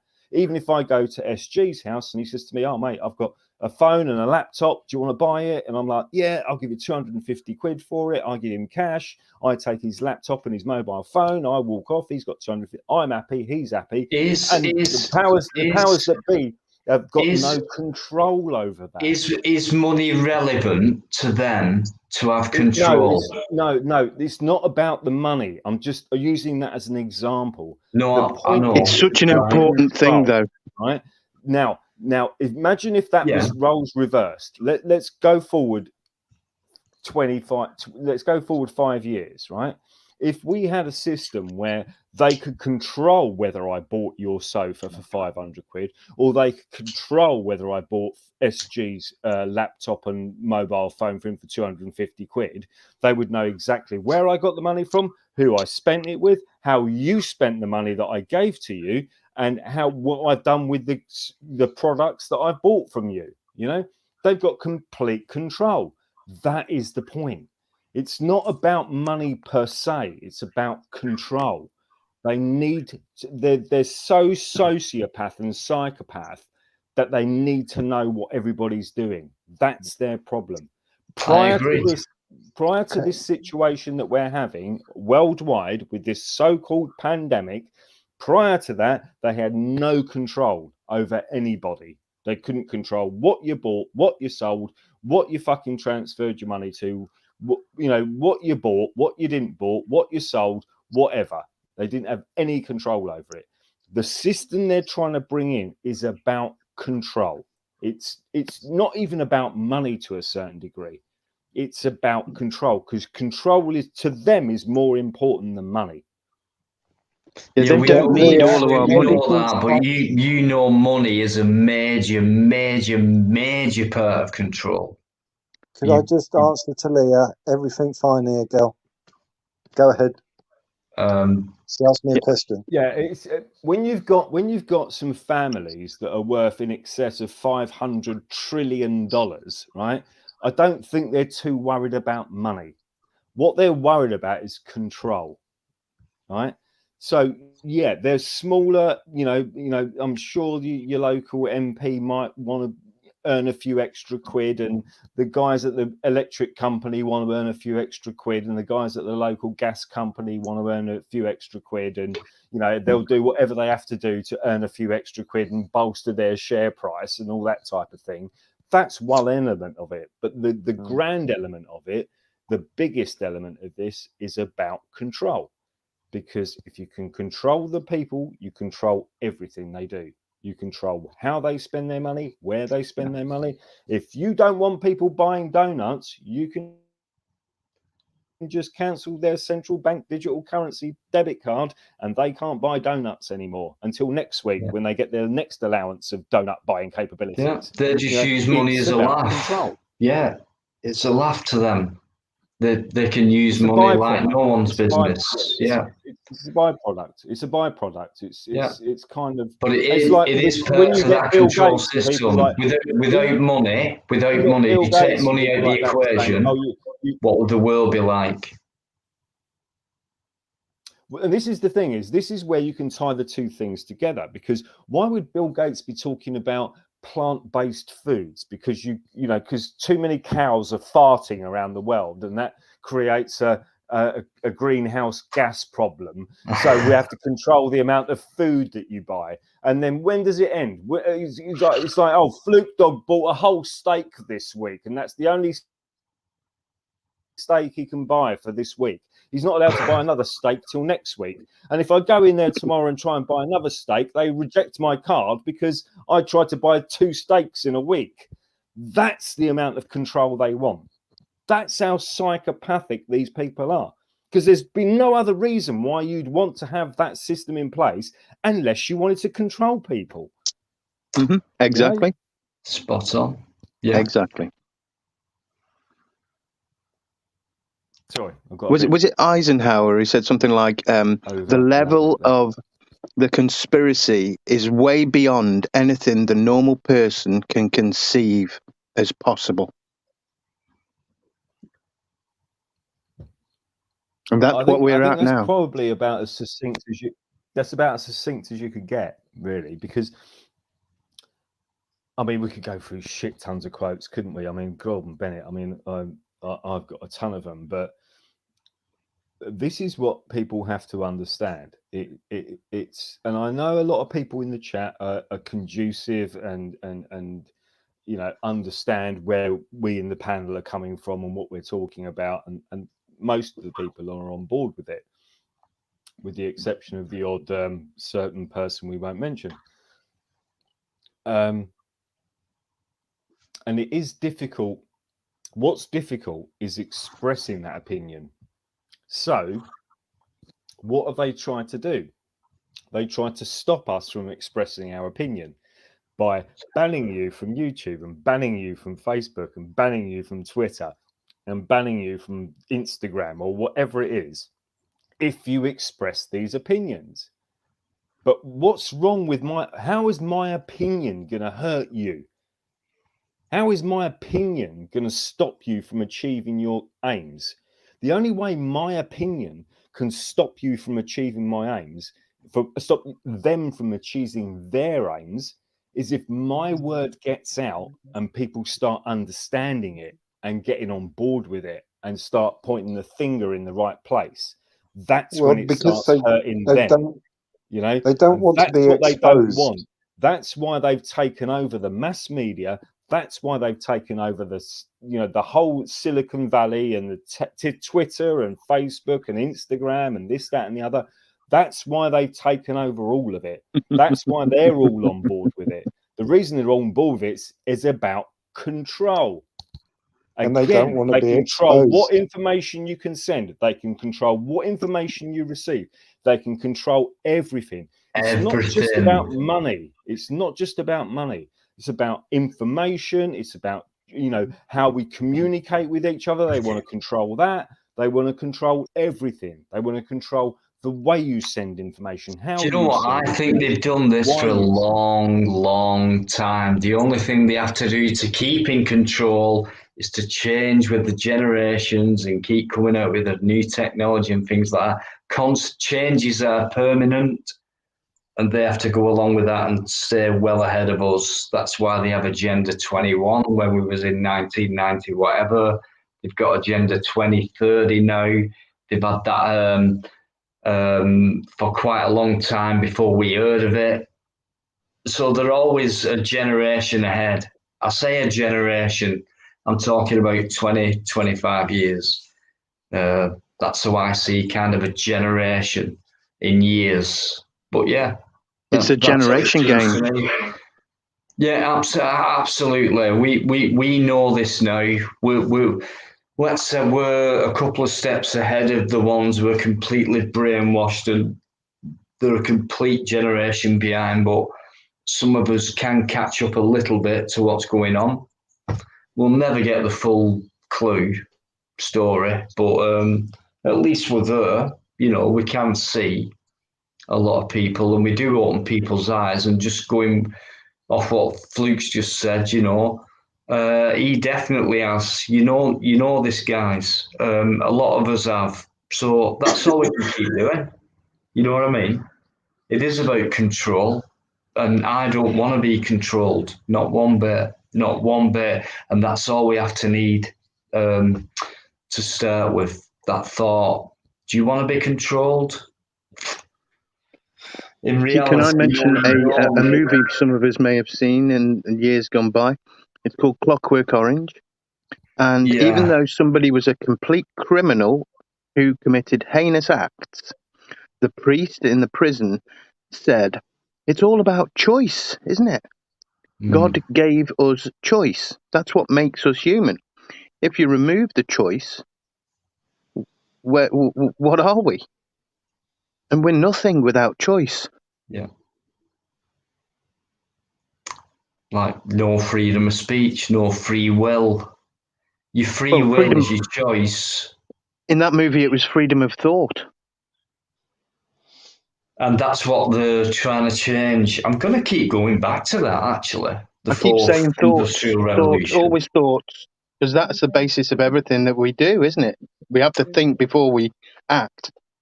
Yeah, and they've been changing that over years. Always. Subtly and slowly, but now they're definitely trying to accelerate it because language has controlled how we think a lot of the time.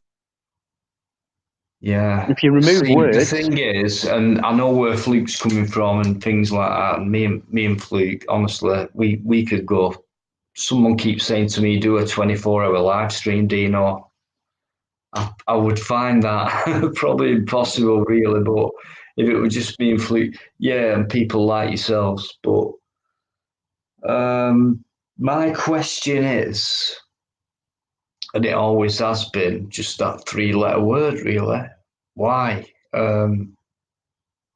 Money, it's man-made. It's part of control. It's what they use. It's a substance to control us with. That's one thing. That's money. And then you've got other things and things like that. But so they're doing all this, and they've always been operational like that from the Roman times there. And things like that, the same kind of system, it carries on, it's still carrying on today. We've moved on technologically and all that. But I don't understand why and what for, or the end goal, or is the one, or what's the? I really don't get it. Why do we need money? I know it's about control and things like that, but let's just say, okay, in fact, we're already under control, okay? So let's just say they've got, okay, we're not under total control. So let's say we get to that point where they do want total control, Mhm. i.e. complete confinement, imprisonment. This is what I mean. We're already imprisoned, confined, restricted, lawed out, and all that. We're already this. And yet we have this illusion of freedom and things like that, and freedom of speech and freedom. Oh, dear me. And things like that. Maybe, Well, maybe let's just say they've got us all now in total control. That's it. There's nowhere for us to go. We're totally restricted. That's it. We rely upon now instructions. No free will, no freedom of thought or speech. All we can rely on now instructions in order to do what other people, our controllers, want us to do for their gain.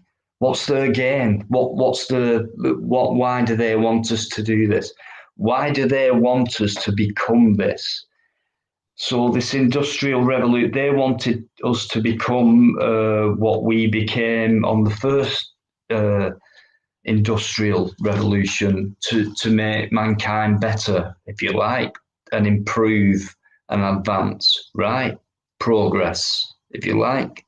Second industrial revolution, we've evolved, we've got better, there's more technology coming out, we've improved, we've progressed. Third industrial revolution, same thing. This one is frightening, and this is my question, and It's all downhill from here, like I Dino. said, they've got it now, and they're going to get it by technology, and in other words, we only rely upon instruction. So once we start doing that, what is it we're going to be doing? And for what? And what gain are they making out of it as well? Big It's not experiment. like in the other industrial revolutions where, okay, we're digging out coal and fossil fuels and things like that in order to run this system of corporations and bankers making money out of us, having vehicles and buying fuel and going to work and making money that way. Do you know what I mean? So, but now all that's gone, right? All that has gone. So now they want to modify us into a different type of entity, if you like. And I think they want to get us to the point where it's just, we would be happy at just getting an instruction to do something without us, going against it, or, forget the court system, forget all that. It's like, no one's gonna, it's like a Suffolk boat. So they've got all this, now. For what? Do you know what I mean? For a utopia? The utopia for what? Yeah, utopia is always the sales pitch. It is about. See, this is the thing, and I know it's a long stretch, but you've got to realise that these people Depop, yeah. control Why? of the monetary system. They have control of the markets. They have control of stock markets and the silver market and the gold market, and they control all of that. And they've got control of all of that. And when you're a psychopath, that's just not enough, The next thing you have to have is control of every person on the planet, right? That's the point. And it's a very socialist and I'll come back to this in a second, but it's a very socialist, communist way of controlling people, because socialism and communism has always worked in the same way. It's always been about control. It's all about controlling people, controlling how much money they earn, controlling how much food they eat, how much food they can make, and how much food they can distribute, and all the rest of it. It's about control. It's not, there's no ulterior motive than the motive of control. That is the motive. But the thing is, when you've got a society over the last century that's been built up over about, I can own a business and I can produce as much wealth as I want and spend it as I want, do what I want with it, and you know, you can produce a YouTube channel that you know, you can make £1 million a year out of, or whatever it is. Some of these people, they're so psychopathic that they need to control that. They can't have you doing your own thing. That's the point. And it's not about a monetary perspective to a certain degree. It is to a certain degree, and it isn't. But it is about the fact that, can they control how much money you earn, how you spend it, where you go, where you fly, where you drive. That's what it is. This is how psychopathic these people are. They don't give a fuck about whether you've got £1 million. What they give a fuck about is how you can spend it, right? And if they control how you can spend your money with central bank digital currencies, they've got you by the bollocks. And it doesn't matter whether they've got you by the bollocks or not. That's irrelevant. The point is, they've got you by the bollocks. One way or the other, they've got control of you. I'm not. That's what they Yeah. want. Look at the police. Look at the police in this country and every other country around the world. What happens with Black Lives Matter, right? The police turn up in their pristine white uniforms and their little black ties on, and they're kneeling on the ground with their arms in the air. Yeah. And you've got another copper telling me that they're not that they're impartial. Bullshit, right? You've got another bunch of coppers turning up to an Extinction Rebellion demonstration where people are gluing themselves to other people's private properties, i.e. airlines and trains and shit like that, gluing themselves to trains and stopping people from going where they want to go, right? And the police don't turn up with riot gear and truncheons and batons and pepper spray and riot helmets and arm pads and knee pads and all the rest of it, you know. Look at Australia, for fuck's sake. You know, that's what's going on. Because when your police become politicized, right, that invites a socialist, communist agenda into your country, right? And the worst thing about this is the left wing. Who are these left wing fucking lunatics, right, who seem to think that they're leading us into some sort of left-wing socialist utopia where we'll be dancing through the daisy fields. Do you know what I mean?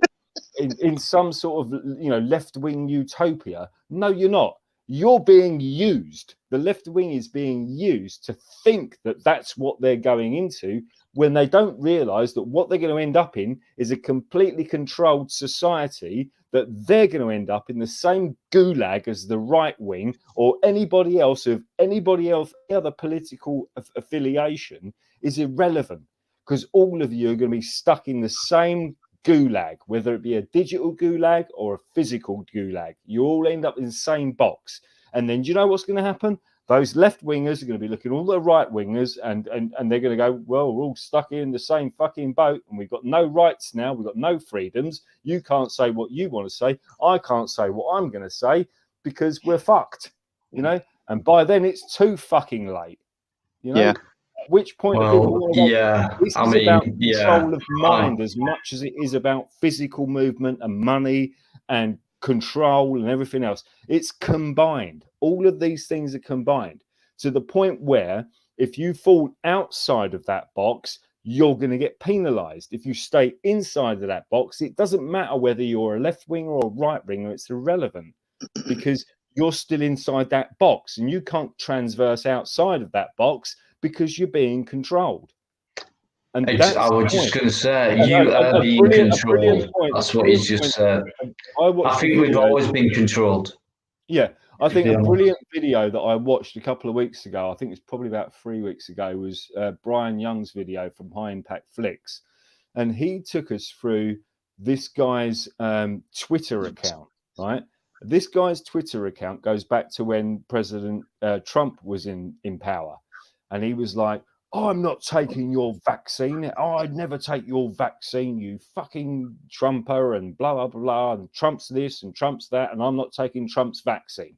And then and then you fast forward through his Twitter account or Facebook account, I can't remember which one it was, and Biden gets elected and he starts going, yeah, give me the vaccine. I'll take a vax every day. No problem. Inject me every day if you want to, because it's Biden's vaccine. No, it's Pfizer's fucking vaccine, you degenerate fuck knuckle.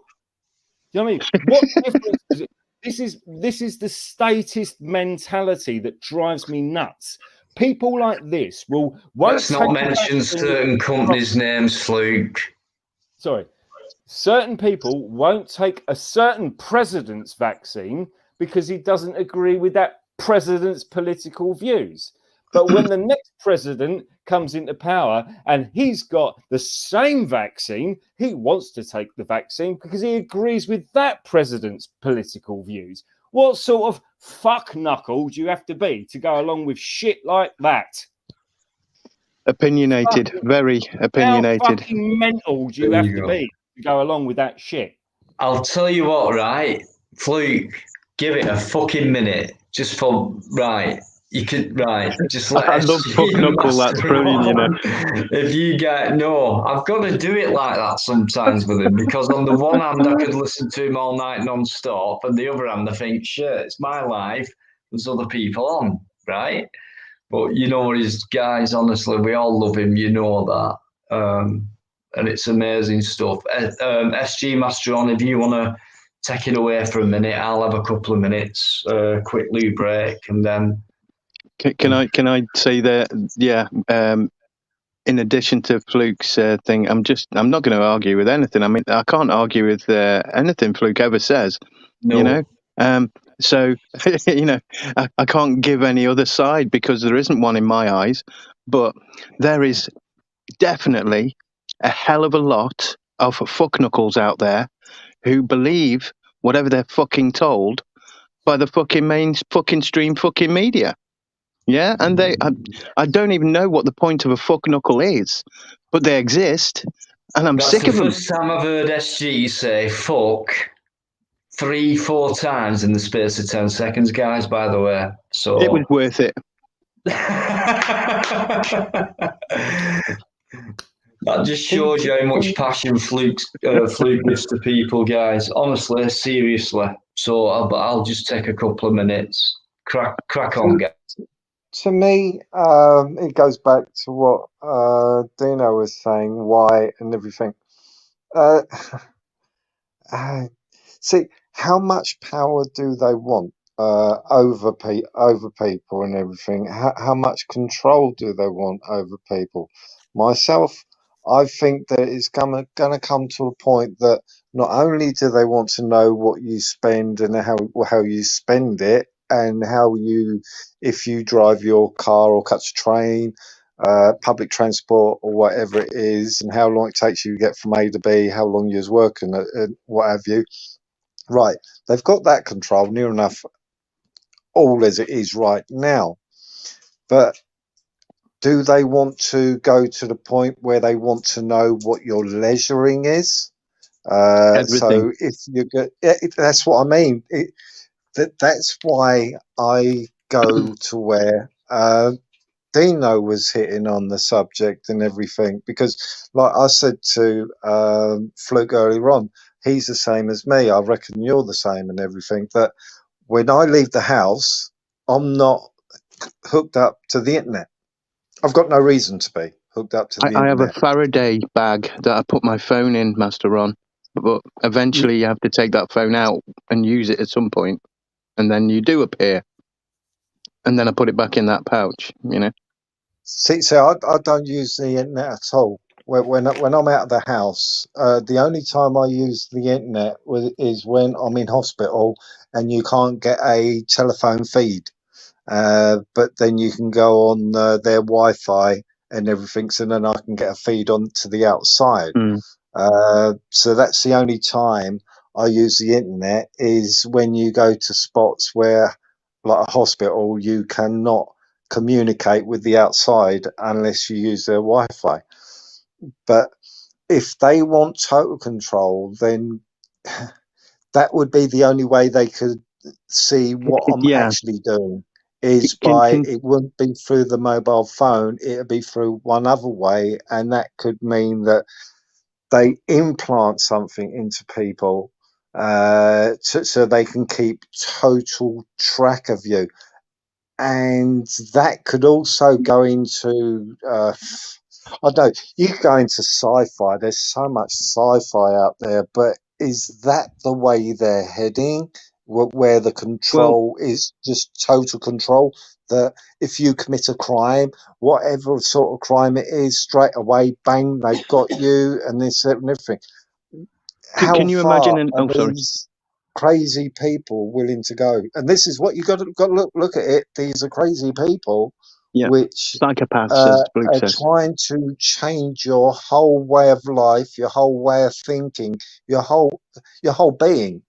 You're not a person once you've had when you've had your liberties in every shape or form taken away, and that's how I feel is what they're doing.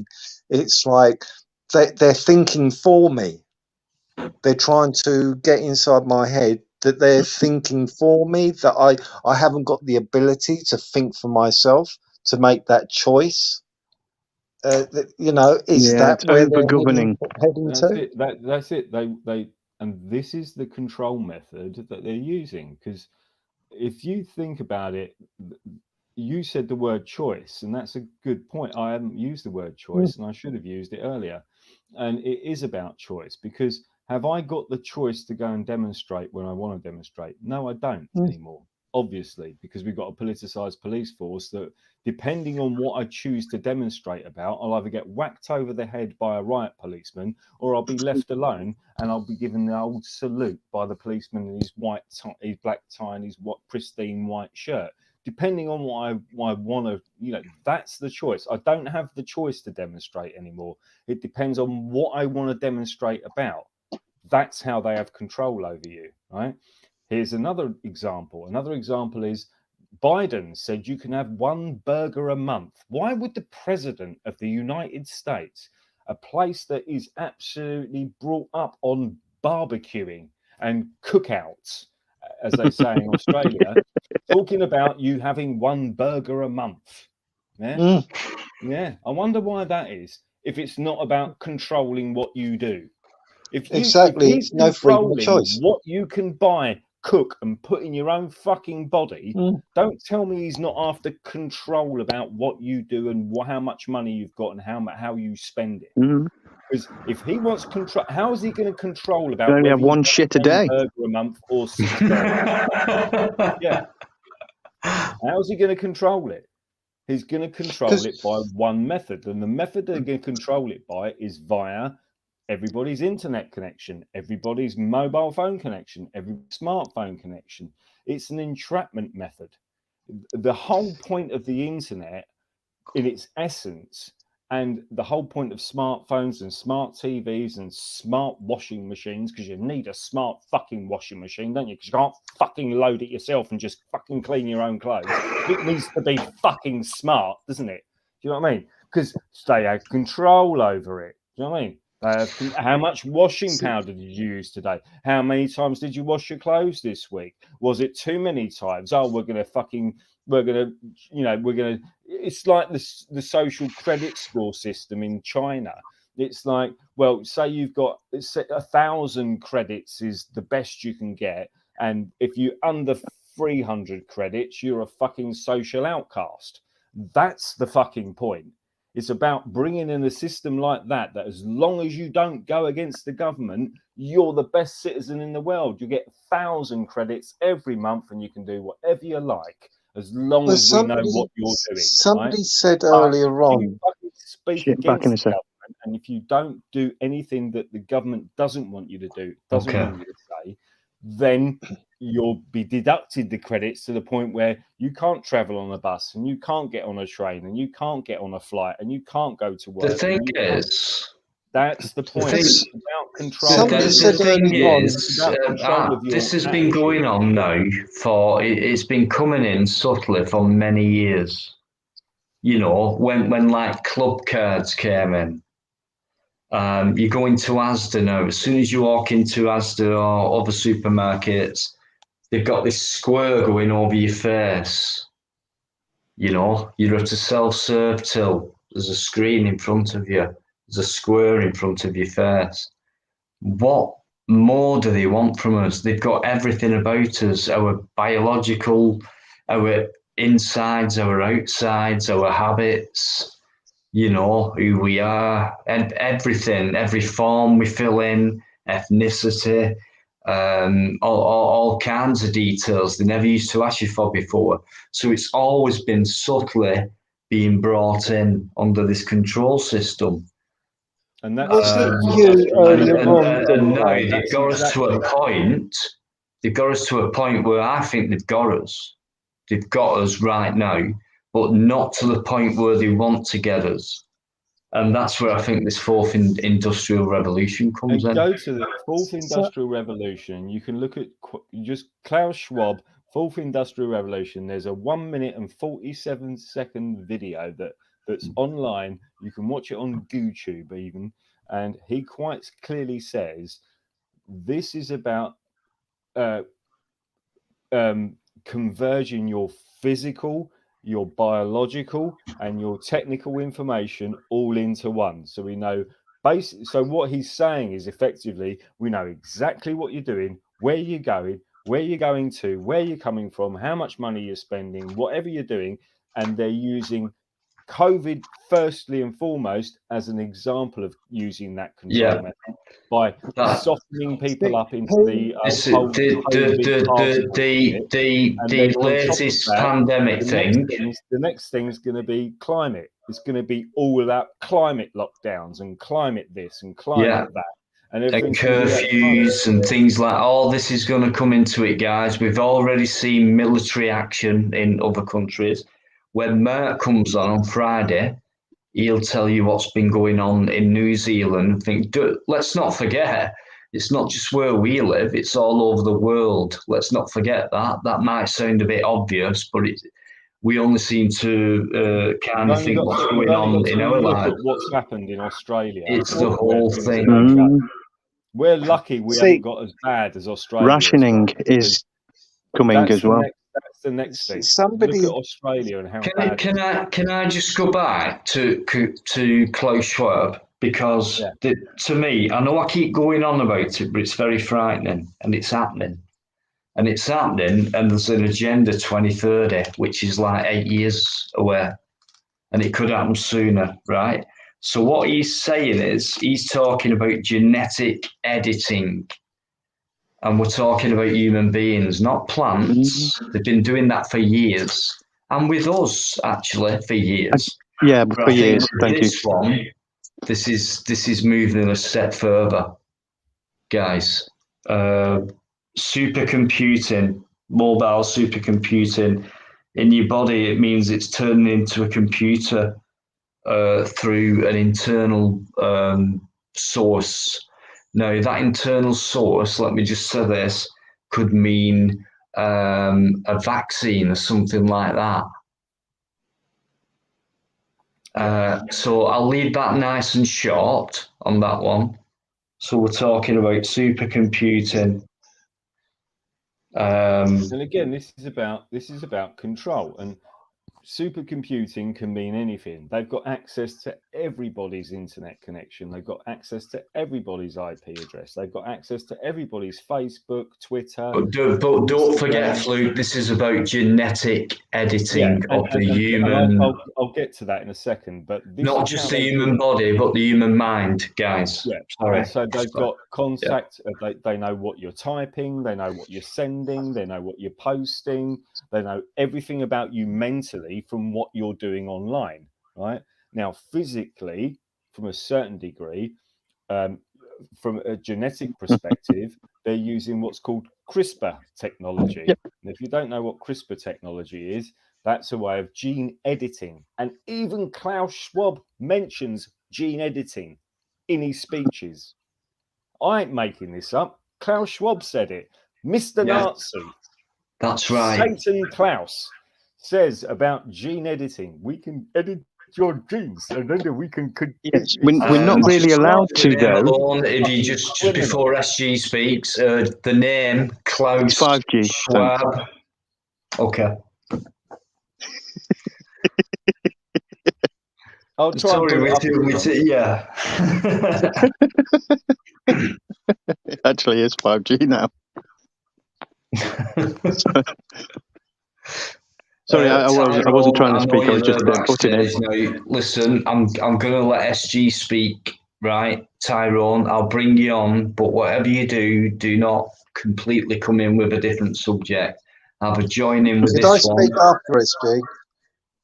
Could I speak after SG? Something that was mentioned earlier on, but I'll speak after 5G, SG, whatever he wants to call himself now. Oh, 5G. Oh, right. I've only just noticed that. Yeah. That's Fluke's fault for being he's such a conspiracy theorist, this Fluke. Yeah, but he was right. It is 5G. Look, he makes them change the name, even. Gosh. Control freak. There you go. No, he's not. Theorist. He's a control freak. Yeah. Guys, super. By the way, anyone who's joined, thanks so much. Everyone in the chat, brilliant support, and thank you for paying compliments to everyone in the panel. Much appreciated. Tyrone, I'll bring you on, but whatever you do, either join in this conversation or just sit there and listen if you want, but please don't start talking about Stretford Police Station or will I do Moss Side Police Station, things like that, please. Or somebody getting knifed. Okay. If you've got anything to say, you can say it, but I'd rather let SG speak and Master on between themselves for a minute, because they're really patient when Fluke speaks, like we all are, but it's always worth listening to you. And when I cut in, it means, Fluke, please shut up for a minute. And you all appreciate that, I know that. Cheers. Go on, guys. Right, so definitely something in the past that has been mentioned, and I didn't used to get it, but people used to say, the things we own, we don't own them, they own us. But now that's actually becoming a reality. A tool becomes something that turns us into a tool, basically. And if you can imagine a tool that we've got now, and it's called Alexa or whatever. If you can imagine an Alexa turning into a bit of a governing body, like, and telling you what to do, like, oh, you've used your allocation of toilet paper already today. Mm-hmm. You're not getting any more. You aren't allowed 2 burgers. That's too many fries. No pizza today for you. Alexa. You've had your allocation of coffee. You've driven too many miles. You'll have to pull over. I'm sorry. You're right. Tyrone, how are you doing? Good evening, mate. Just about Alexa thing. Better listening. No, I just used it as a illustration, basically. No, just saying about Alexa. You mentioned about Alexa. Bet they're listening to your conversation and they pull a bug it or something, and it goes feedback to the police. Anything you're saying in your house, bet there's something like that. Or does it? I think that's why I'm like, my friend's got one. I'm like very nervous around it because I think it's listening to our conversation we're talking about. We have to go in another room away from Alexa to talk because it's like listening to your conversation. If you want, Tyrone, you can check out YouTube, and there's so many things that are happening with Alexa that are weird, but it's kind of not, that wasn't the conversation. I shouldn't probably have mentioned Alexa really, but it was just a way for me to get my point across, you know, on how easily we can be controlled by something that we already have, which is a tool, which can turn into something else. I know you don't know what you did. It's just advice about Alexis. What you were saying. I know what you mean. Yeah, isn't it strange, Alexa? Isn't it? They start overheating as well, don't they, and stuff like that. The Google, Amazon, and Alexa, all that shit, right? They have a system of hardware inside them that is Wi-Fi that is completely separate from what normally the normal use of it is, and they can contact each other's little device within half a mile or kilometer. And so they have this whole Wi-Fi system, and they are potentially using that to spy on everyone. Yeah, so everyone needs to throw that shit away now. Can I just make a point about Alexa quickly, because it's kind of important, because a lot of people don't realise this.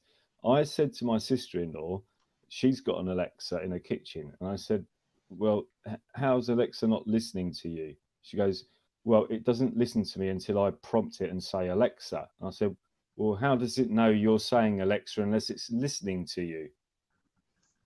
Yeah. Stop listening, Alexa. I didn't say Alexa. It can't be not listening to you until you say the word Alexa, because it has to be listening to you until it hears the word Alexa, right? So anyway, anyone with half a brain can sort that himself out for themselves. But so there was another lady that was on YouTube a couple of years ago, and that YouTube video I think has been deleted. But she asked Alexa, "Are you connected to the FBI?" And Alexa shut itself off when she asked the question. I've seen that. Yeah.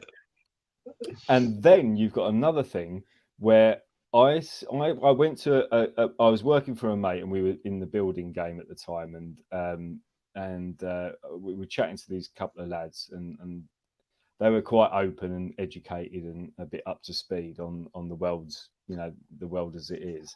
And I said to them about the Alexa, because he had an Alexa in his kitchen. So I said to him, I'll tell you what, turn off your Alexa, right? Log out of your Facebook, Instagram, whatever online accounts you've got, log out of all of them, right? And then just you and your mate sit there and have a conversation and bring up some random subject, right? Some random thing that you want to buy, for argument's sake, and see what happens when you turn your phones back on and re-log into all of your accounts, right?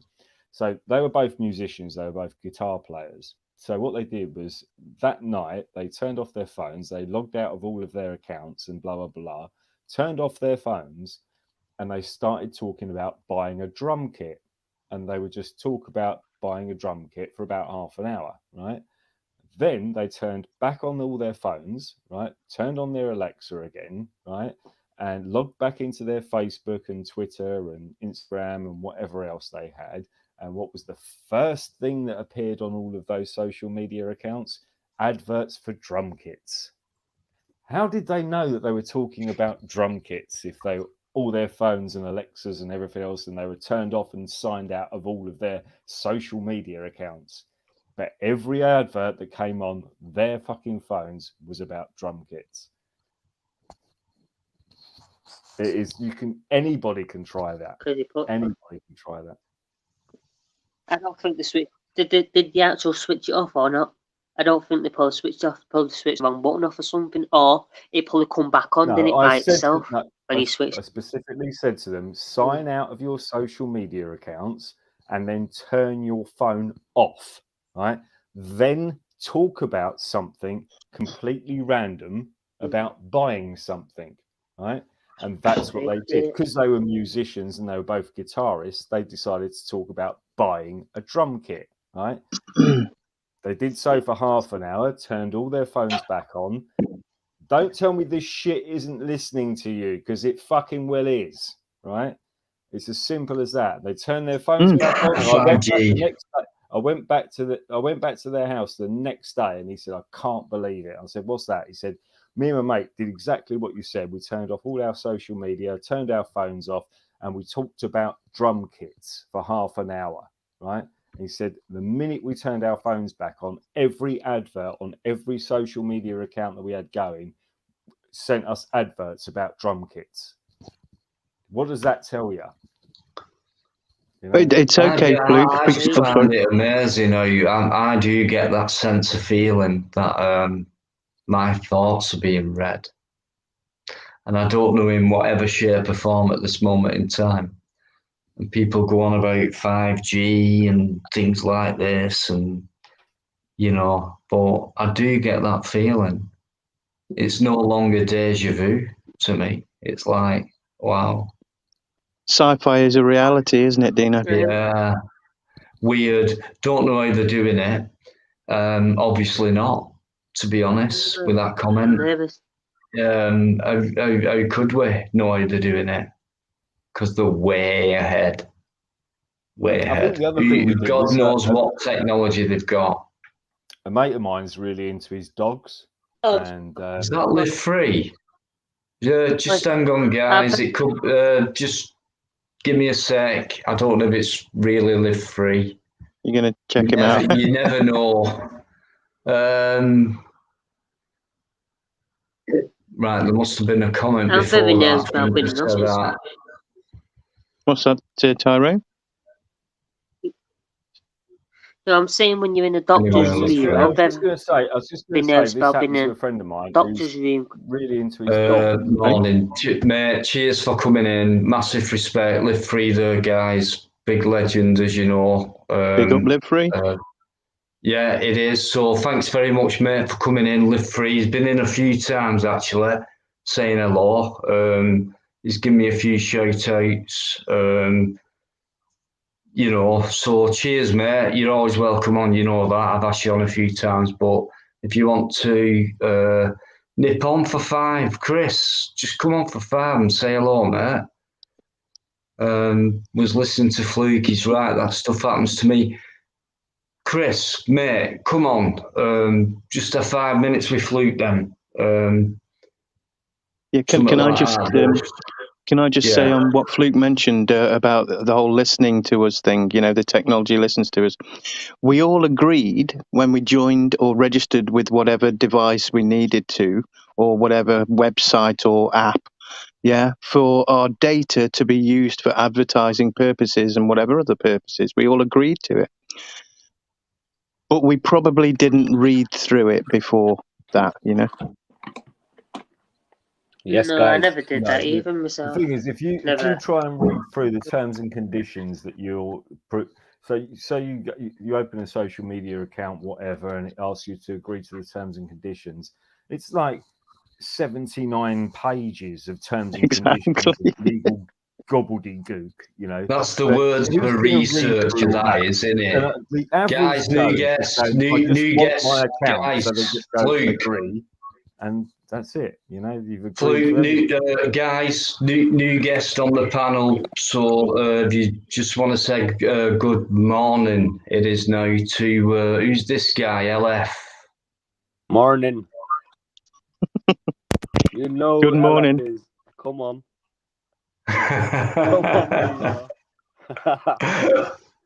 Do you realise how relevant you are to this conversation, especially with your name, Live Free?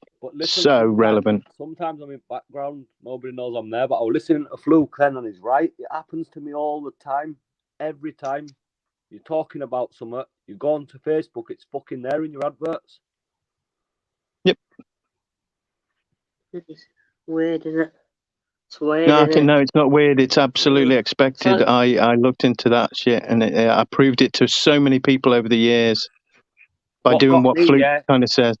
Is when he said that they did it with the phones turned off. Now I can understand it with phone turned on, but that's some next level shit when you're logging out your accounts and turning your phone off and it's still doing it. You know, you're never safe, are you?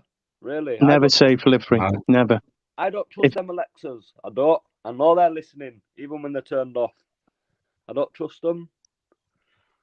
See, if you download Messenger either. from Facebook onto your phone, once you've downloaded it, it will listen to you with its ways. And even if you delete the app, it is still listening. Well, that's what I'm sure we've all said things out of line, haven't we, in private?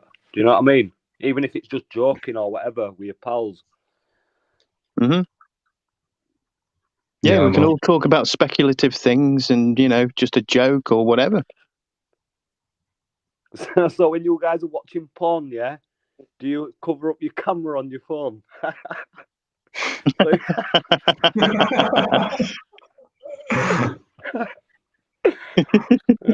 It's a good question, isn't it, for everyone to Yeah. think about for a second or two? I think I want to start to cover I it. must admit, I do. GCH, I use you would be masking watching- to myself. To be honest, some of these youngsters that I've spoke to along the last, I don't know, about 10 years, they seem to have got their handle on it, and I've learned a bit from them to put a bit of sticky tape over the camera and that, just because one Yeah. day they could look. Just like we used to do it over our cell windows. Same. I'm not talking about particularly watching porn or anything, I'm just talking about in general, But yeah, obviously it's a more important subject point. If it's porn, it's definitely fucking sticky tape, definitely. And even if it's not porn, how many people take their phones into the toilet with them? Yeah. Or even in the Yeah, bath, I maybe don't next do to the that. bath. Every morning, mate. There you go. Yeah, I've even recorded episodes of Bacon Bites while sat on the toilet. Literally have.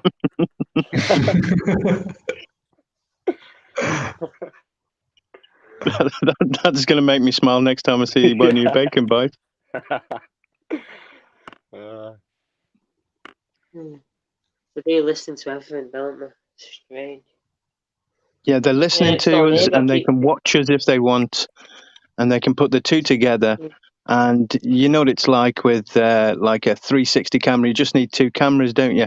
And what do we have on our phones most of the time? We have a camera on the front and the back. Do you know what So- those 360 cameras, right? Do you know when people use them, you can actually move the fucking screen with your finger? Yeah. Can't I've got one live free. I can't wait to hopefully use it in needed purposes. you? When a I'm lad waiting uses- for a copper to do something which he doesn't think is, seen, and then Yeah. it'll be in court. Here you are. There's the proof. That's the one. But I think they're getting really they're getting wise to it now, aren't they? They You know are what getting thing wise, and they're getting sneaky as well, aren't they? Do you know what the thing is with that though? It makes me sick because it's like they know about auditors and what we're about, and they've changed the tune over the space of like a year, 18 months. They come out all Mm. friendly, but it's obvious it's for camera. Imagine a life where there were no cameras. What they'd be like. Some of them as well. I'm not. Yeah.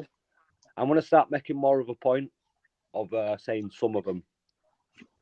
Because it's not all Yeah, of them. but- It isn't all of them, is it? No, I know. It's not, But it's that's enough what- of them to be fucking horrible. Yeah, exactly, man. Yeah, and it's like, what do we do just because there's good police officers out there?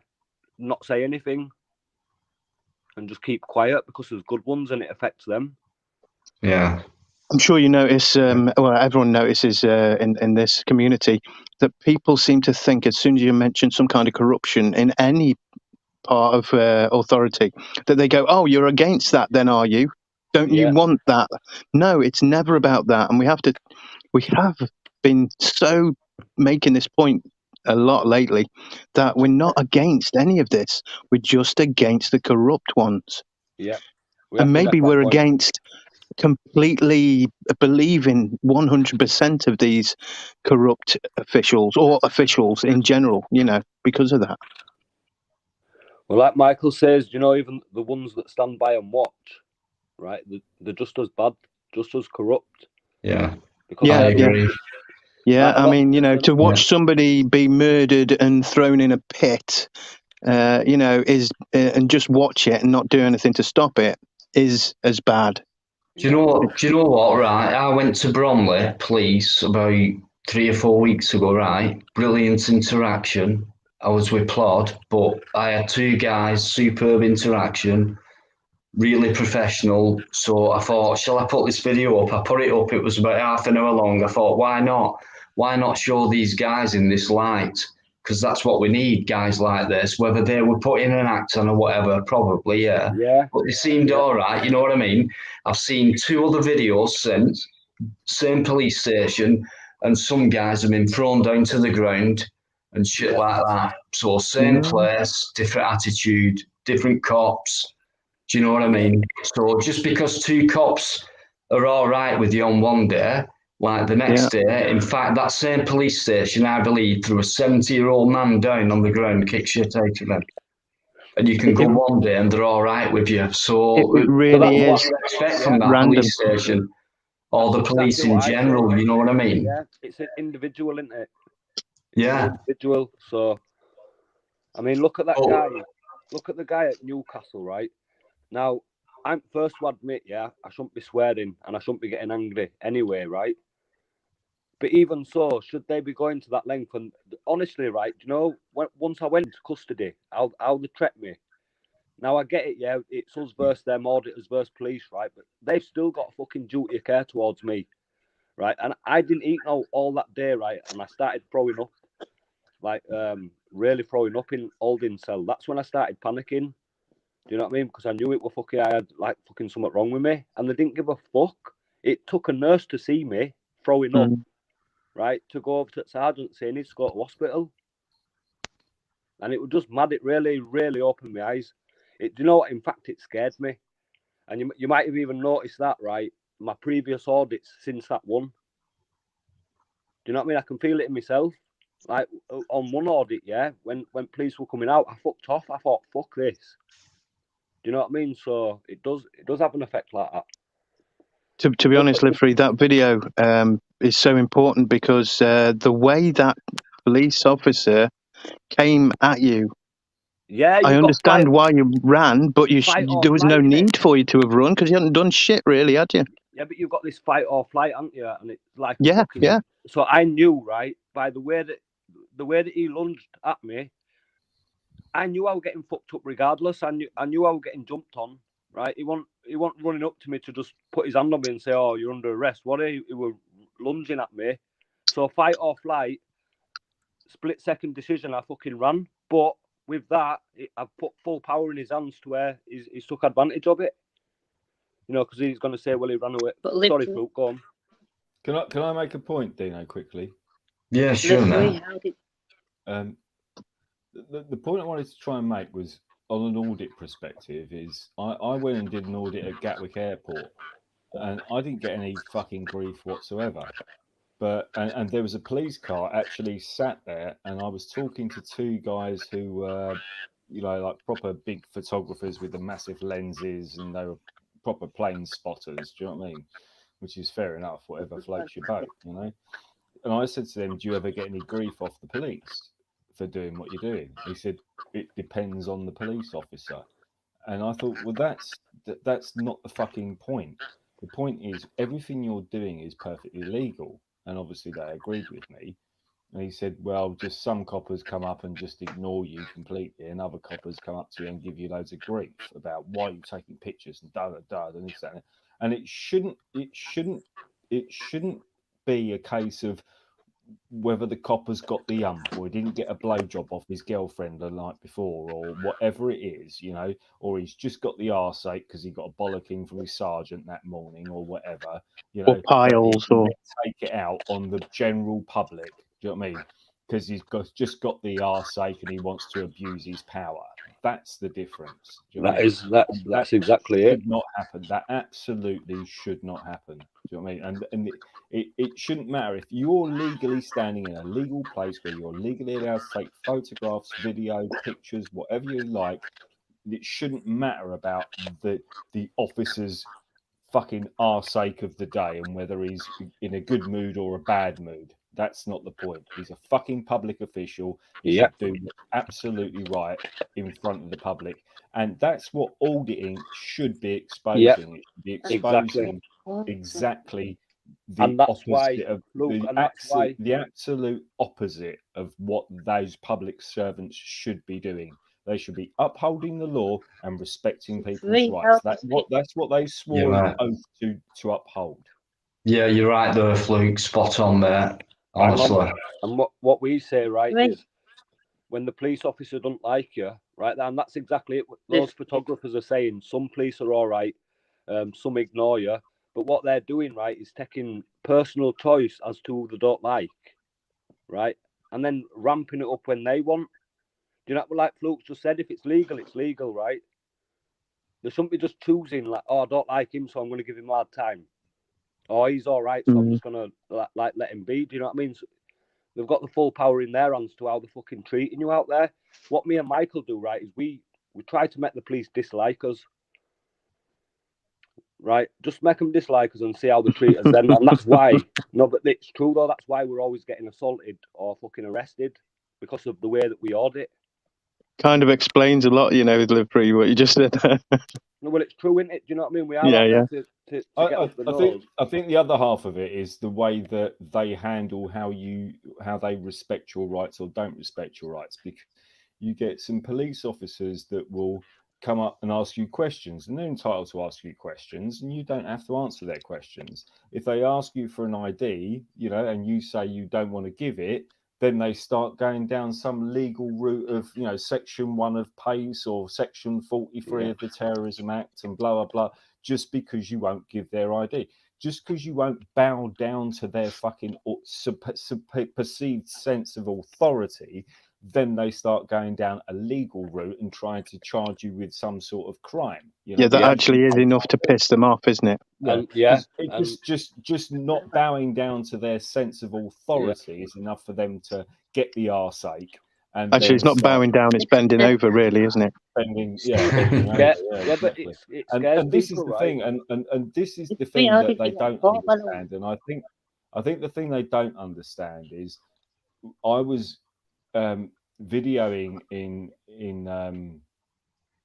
Kent with a certain YouTuber that won't be named, and we came across two police officers, and they got called on us because we were filming the Metropolitan Police's training base in Kent, and it was a massive place, and we filmed it. We got harassed by undercover police officers. 2 security guards, another 2 officers came out with all this bullshit that went on, and we got all this harassment. Anyway, we fucked off, and you know, we left. We didn't give ID. We walked away.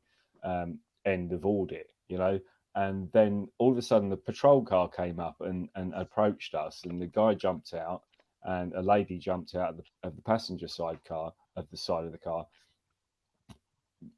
Can we just have a chat with you? And first of all, we said, are we being detained? And they said, no. And we started to walk away. And he said, look, just hold on, let's just have a chat. And I said, what do you want to talk about? And he said, well, apparently you were filming up at the, you know, Metropolitan Police's training base. And I said, yeah. So what's the problem with that? He said, well, nothing, because obviously you're allowed to film in a public place. And I said, right, okay, now I've got that out of him. I thought, well, I don't mind engaging with this bloke, because at least he understands my basic fundamental rights, you know. So we had a chat, and this, that, and the other, and I explained exactly what happened with the security guards and everything else, and how out of order they were and all the rest of it. And even he said, look, I'm going to go back up there and have a chat with the security guards, because if they're in charge of a place that big and that fundamental, they should know what they're doing, you know. And I said, I'd appreciate it if you did go up there and have a chat with them. Do you know what I mean? Because they're obviously acting well out of their bounds as security guards, you know. They wouldn't show their security IDs and all the rest of it. You know, they're bang out of order, blah, blah, blah. Anyway, we had a nice chat, and this, that, and the other, and we talked about loads of other stuff. And he actually said, I think I've learnt more from this conversation than I've had from any other training course I've ever been on. Because I gave him so much information about what those security guards were allowed to do and what they weren't allowed to do, and what the police officers were allowed to do and what they weren't allowed to do. And he got back in his car and he didn't even ask for ID, right? Then he got back out of his car and he came up to us and he said, I think I know the answer to this question. He said, but I'm going to ask it anyway. Can I get your identification? We both turned around and said, nah, you're not getting I thought that was going to be your answer. And he just laughed and jumped back in his car. And eventually they just drove off and left us alone, you know? And that video, although it was a good interaction, you know, I only had about 750 subscribers at the time, but that video got over 250,000 views, right? And the comments in the comment section was just so positive. What a great couple of coppers. What really nice interaction. They respected your rights and da da da. That's what they need to understand. You know, you fuck about with us, you're going to look like a cunt, and that's on you. It's not on me. Exactly. I had this ding dong with civil disobedience, and I've had lots of ding dong with civil disobedience. I agree with a lot of what civil disobedience says. But on auditing, he fundamentally dislikes it. I've had that as well. I do like it, you know, because I think it's important to explain. Who dislikes auditing? Civil, yeah, go on, live free. Wrong, you know, civil disobedience don't like auditing. No, I seen him auditing. Yeah, exactly, Live Free. I know he doesn't kind of get it. He doesn't get that he does it himself, and he doesn't like auditing. I seen him in a book. He's doing it. Yeah, right. Totally agree. He did a full live stream on it. He did a full live stream on it, and he had guests on, and people came on, auditors came on, and things like that. And he was like, he kind of went from, nah, I don't like it, and all that, totally. And like when people came on, he was like, okay, then, yeah, I get that point. So. It's probably because he's not good at it. I'm not going to dwell on the whole civil disobedience thing. The point is even when I said to him, the whole point is to test your rights, because you don't. The fundamental right of having a privilege and a freedom is the right to test it.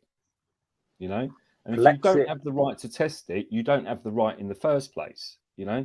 So you must have the right. If you've got the right, then you have the right to test it. That's the point. That's the whole point of auditing, is to test your rights, you know. And he kind of got it, and then turned around about 2 seconds later and said, well, what's the fucking point? And I'm like, well, I'll just explain the fucking point. Which bit of my point don't you understand? It's like, for fuck's sake. You know, I'm not, what do you want me to write it down on a piece of paper for you and send it in the post? You know, if you don't understand the fundamental right of you testing your rights, then you don't have a right. And it's the same thing with him. He's got the right to film his interactions with the police, right? Or any other public official for that matter, right? And when you do exercise that right, you know, that right should be respected, you know?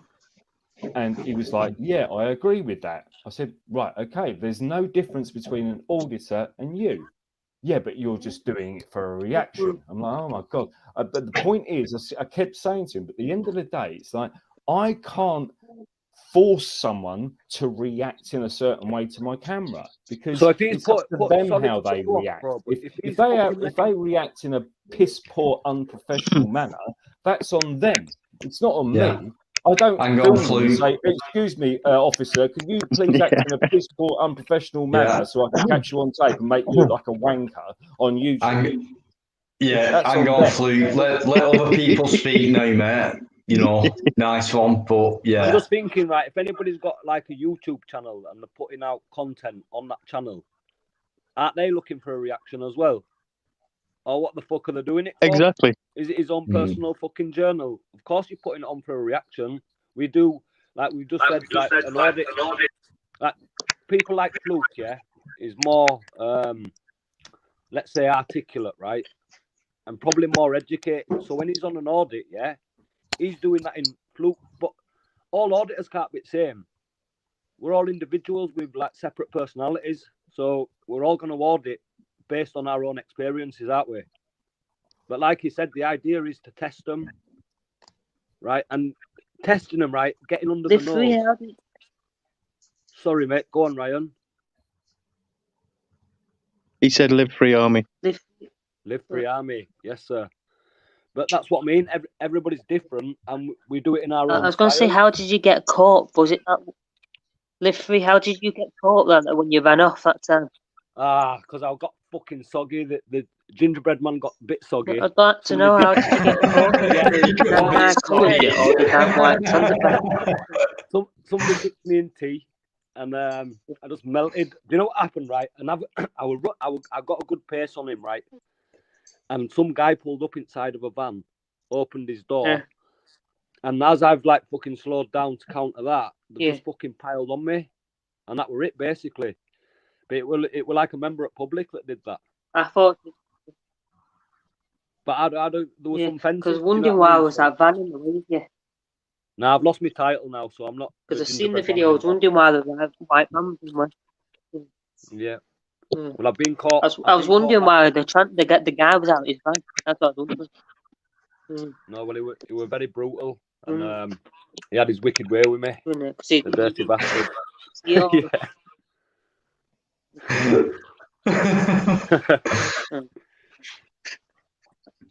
There you go, Tyrone. That is wicked way. Yeah, But you know him. what? That officer, what a twat! The way he was with I you know, all. no, what sorry. happened? Because you didn't see it all. I know, it's not bad, innit? It's gone But some coppers can be alright, It's some gonna- can't. Some are dickheads, ain't they? Some definitely, mate. Some of them. Even the took these jobs, dickheads can be all right, you know, and even the all right ones can be dickheads. but that's what I mean. It's selective, isn't it? And it shouldn't be. That's the thing. It shouldn't The be. biggest example for me, you know, is that Dean Gittos at Merthyr Tydfil and, you know, auditing Wales, because he said himself, and of course the audit gentleman had been there previous, and Gittos said himself, didn't he, that day with auditing Wales, he said, I'm pissed off with this, or I've had enough of this. I gave that one guy the benefit of the doubt, but now I'm pissed off, so I'm doing this. But what he should have said really was, I gave him the benefit of the doubt previous, so I'm going to give you the benefit of the doubt, and then anyone else who appears, I'm going to give them the benefit of the doubt. In fact, I'm going to give everyone the fucking benefit of the fucking doubt. It doesn't work like that. No, but it should be. And It this is the seems thing. like, This right? is the point I was trying to make. I was going to say about coppers. is the fact that. Hang on, guys, just one at a time, mate. Sorry, you pick and choose, Dino. Go on, Fluke. Who was next? SG just said something like. I'd finished. The point I was trying Anyone? to make is it shouldn't come down to personal feelings. It should come down to professionalism, and your professionalism should say they've got the right to take pictures and photos in a public place. Leave them alone. And that's it. You know, and every police officer should act in the same way. You know, and they don't. And What did I read out to you the other night, guys? What did I have in my hand the other night? I can get it out right now.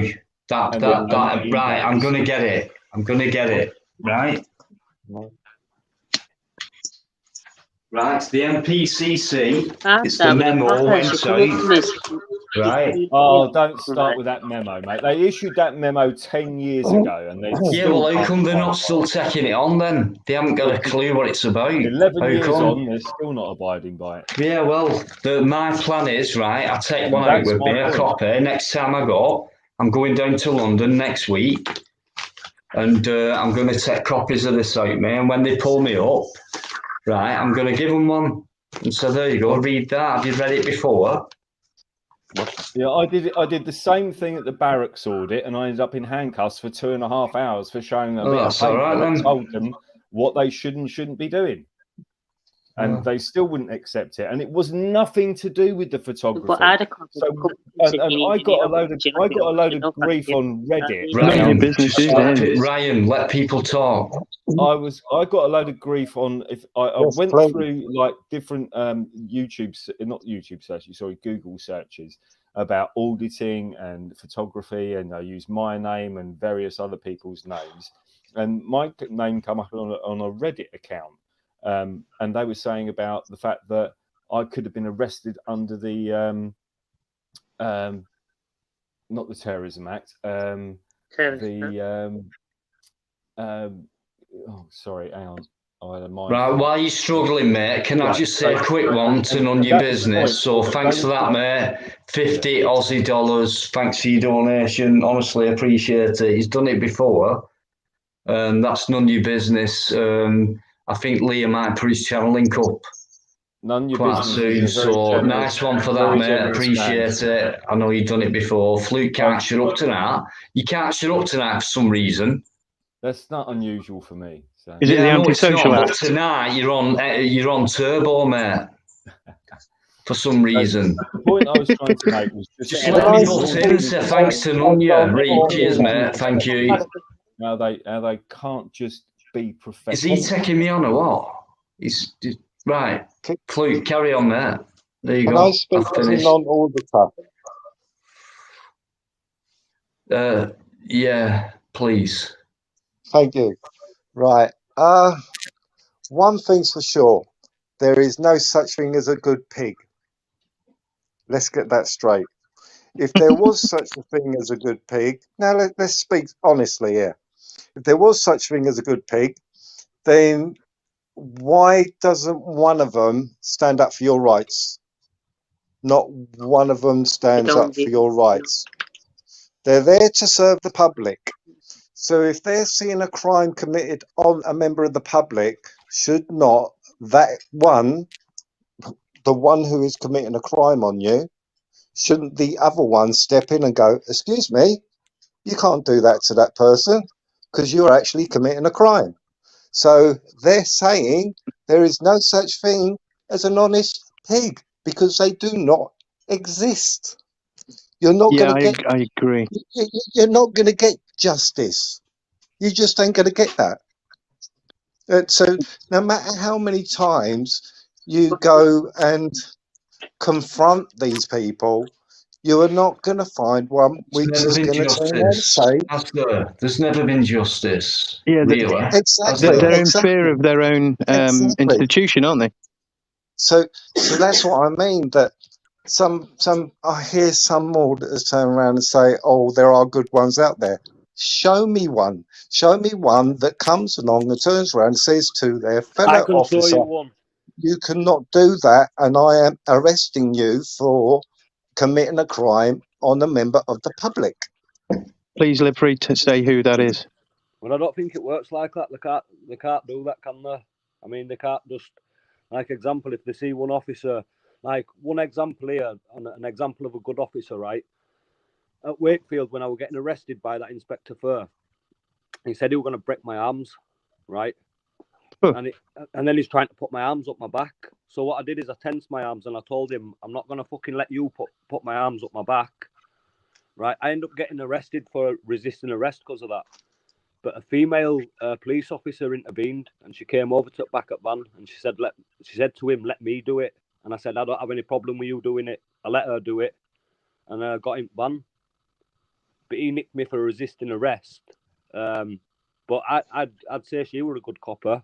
But because she's not in a position to arrest him, he's an inspector, she's a PC. How's she going to turn around and say, right? That's a great point. That is, guys. Yeah, what a great point that is. Think about that. That isn't a great point. That isn't a great point because it doesn't matter how high standing you are. If somebody is committing a crime on you, GBH or something like that, so you're saying that if your chief inspector comes along and he goes, "Oh, I want to punch that person," you're living in a fairy tale, mate. You're being exactly. You're living in a fairy tale. That's you're correct. Being unrealistic, though, mate. Because exactly that's what I'm saying. You're not going to find justice in the justice system as the policing goes at the present. A crime is a crime. Doesn't matter if it's the chief of police or the grunt on the ground.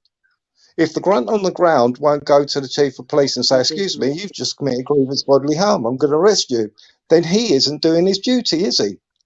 Yeah, but that don't make somebody bad, right? It makes them scared. Yeah. Yeah, they're in fear of their own institution. It's apparent. Exactly. If you're not willing to do what you're supposed to do in a professional manner, then don't do the job. If That's you're right. a fireman, Imagine how many people are out there, right, who whistleblow. Not many, and imagine how many people who want to, which never do. there's Do you no know what I mean? excuse. So there are many people There's no out there, excuse. but the fear of it, That's they no don't do excuse. it. You know what I mean? And that But forms that's Yeah. still no corruption. excuse, is Can it? I make a point? There's the Because this is corrupt an culture important right point. there. Is I agree with Marston in what he's saying, that There's no excuse. those good coppers No, I know. should stand up against the bad coppers. Don't get me wrong. It's a fair point, and we all accept that point. But, I think the point is the word institution. Ryan, let people speak. Now, when you become institutionalized within an institution, then you become brainwashed into the sense that, you know, these people aren't the most intelligent people on the planet, and they become in a position where they just think, well, I can't grass up my sergeant for violating that bloke's rights, whatever he did, regardless of whether he's a photographer or not, is irrelevant. But I can't, I'm a sergeant and I can't complain against this PC because, you know, we're a band of brothers. And there's this them and us situation, which is fundamentally created, you know, by teams like, you know, the very people that train the police are quasi charitable trusts that go in there and teach these police officers. And what they teach them is they teach them by what's called neuro-linguistic programming, NLP. And what they do is they train them in a sense that people are trained. It's a them and us situation, not we are public servants and we're here to help people and protect people's rights. They don't teach them that. They teach them that they're going to be attacked. They're under threat. Why do they keep going on about terrorism when you're filming a police station? Because they're trained to think that they're under attack all the time. It foists a them and us situation and them and us mentality, right? Because the police are then in a position where they have to think everybody's a threat to them, and then they act in a childish and vindictive manner against anybody they perceive to be a threat to them, right? Which in turn creates them as a terrorist against us. And it creates division, and that's the whole point of this society that we live in today. It's about division. It's about it's always been about that, the police and the society. Division's always been around, mate. You know that. It still comes down to divide and conquer. That's been around since Roman times. We're still in Roman times. We are still in Roman times, Dino. Yeah, we are. It still comes to the point, though, is that when you sign up to become a pig, police officer, whatever you want to call these little fucking Gestapo little shitheads, that they are there to uphold the law. If they are not willing to arrest anybody, be it an MP, whoever it is, if you can see that they are breaking the law, then you have got duty bound to arrest that person. Otherwise, you might as well say, "Oh well, he's a fireman, but he ain't going to go into the into the building. What's the point of having him as a fireman?" You know what I mean? Oh, there's a nurse. It's not about that. She can't stand the sight of blood. She can't stand. Hang on. She can't. Hang on, Fluke. You talk a lot. Fluke, give him a minute, Fluke. Come on. It doesn't matter, because otherwise, what you're saying is you're justifying the German, who is at a concentration camp, and he's just taking orders. So he should get away from lining these people up into the gas chamber, because all he was doing was taking orders. What about that soldier knows that when he speaks out about that, right, he's going to get killed himself? He's scared. But is he guilty or not? He's still doing it.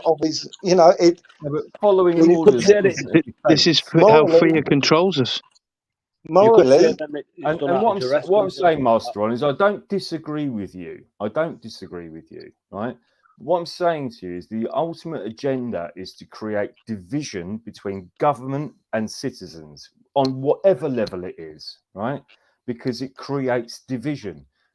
you know, people disagree on whether I'm left wing or right wing, and all those people disagree on whether there's a right wing government or a left wing government, and people disagree on the way that laws are enforced and everything else, right? It's about division. It's about dividing people, regardless of whether it's left or right or the police or the citizens. And this has been whatever. going on from The day more one, though, division- Luke. You know the more this.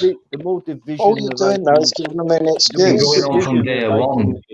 The more division that they can not enforce but influence on people, then it doesn't matter whether It's a left where's wing it or going? right-wing That's my government, whether question. you're Where's left it wing or going? right-wing attitude. That's irrelevant. But It's it about still gives. division.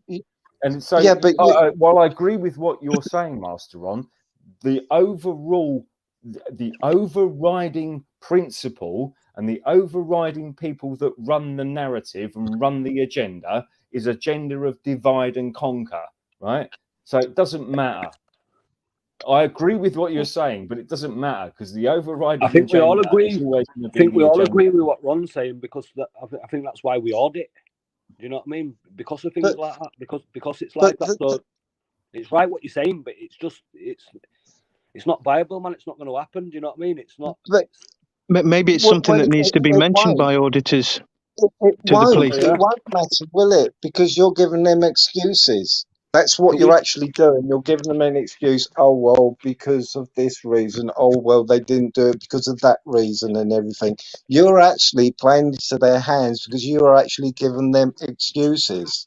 But we're You- not you agreeing with shouldn't it. be We- I'm not playing. giving them an excuse. What I'm You saying to should you is be that playing the into their fact that hand. this divide and conquer tactic have been used for thousands of years. This goes back to Divide Egyptian and conquer times, who? Roman times, and it's Divide still and being conquer played out who? today. And people are The- so fucking the thick people, that Ron, they can't the people. realise they're being played. Right. Right? Right. You're And it's saying about time divide and people conquer. wake up Hang to on, the guys. overall Guys, agenda. please. Irrelevant of auditing, the overriding agenda is divide and conquer, divide and conquer, divide and conquer. That's what they're doing. And they're using stupid not people talking with about very that, low though. IQs and very minimal training and very lack of Right. respect for the public to go out there and do the shit that we see day in, day out, audit after audit after audit, right? It's very rare you see a decent Right. audit these days, right? And that's the point I'm trying to make. It doesn't Right. matter. I mean, I'm not disagreeing with Master Ron because I agree with what he's saying. All I'm saying is the major agenda above what we're seeing on the internet every day is the same agenda that's been going on for thousands of years, which Yeah, is we divide. know. This is it. That's the thing. Listen, Live Free's jumped up. No, he's jumping back on. I'll bring Live Free back on, right? But I'm going to have a quick 2-minute break, guys, because I really need the toilet, right? I'll leave you to it. But Flu, mate, honestly, you've gone overdrive tonight, which is perfectly normal for you. No worries. But that's- there's I'm 3 gonna other take a guys in breather. that chat, and I'll just bring Live Free back on. But I'm going to have a quick loo break. Can you let Live Free speak just for a minute, guys? Because he has stayed patient and he's listened most of the time rather than spoken. So if you give me a few minutes, let the guy speak and just crack on being great with each other. And guys in the chat as well, thanks so much. There's like 70 odd in. Superb support as always. Dave, loads of names for mention, but special, loads of great guests in tonight. So, he's jumped back off again. He's thinking, Dino, shut the fuck up, you boring twat. Probably. I don't know. It's probably technical issues anyway. But yeah, I'll jump off and then I'll see you in a sec. All right.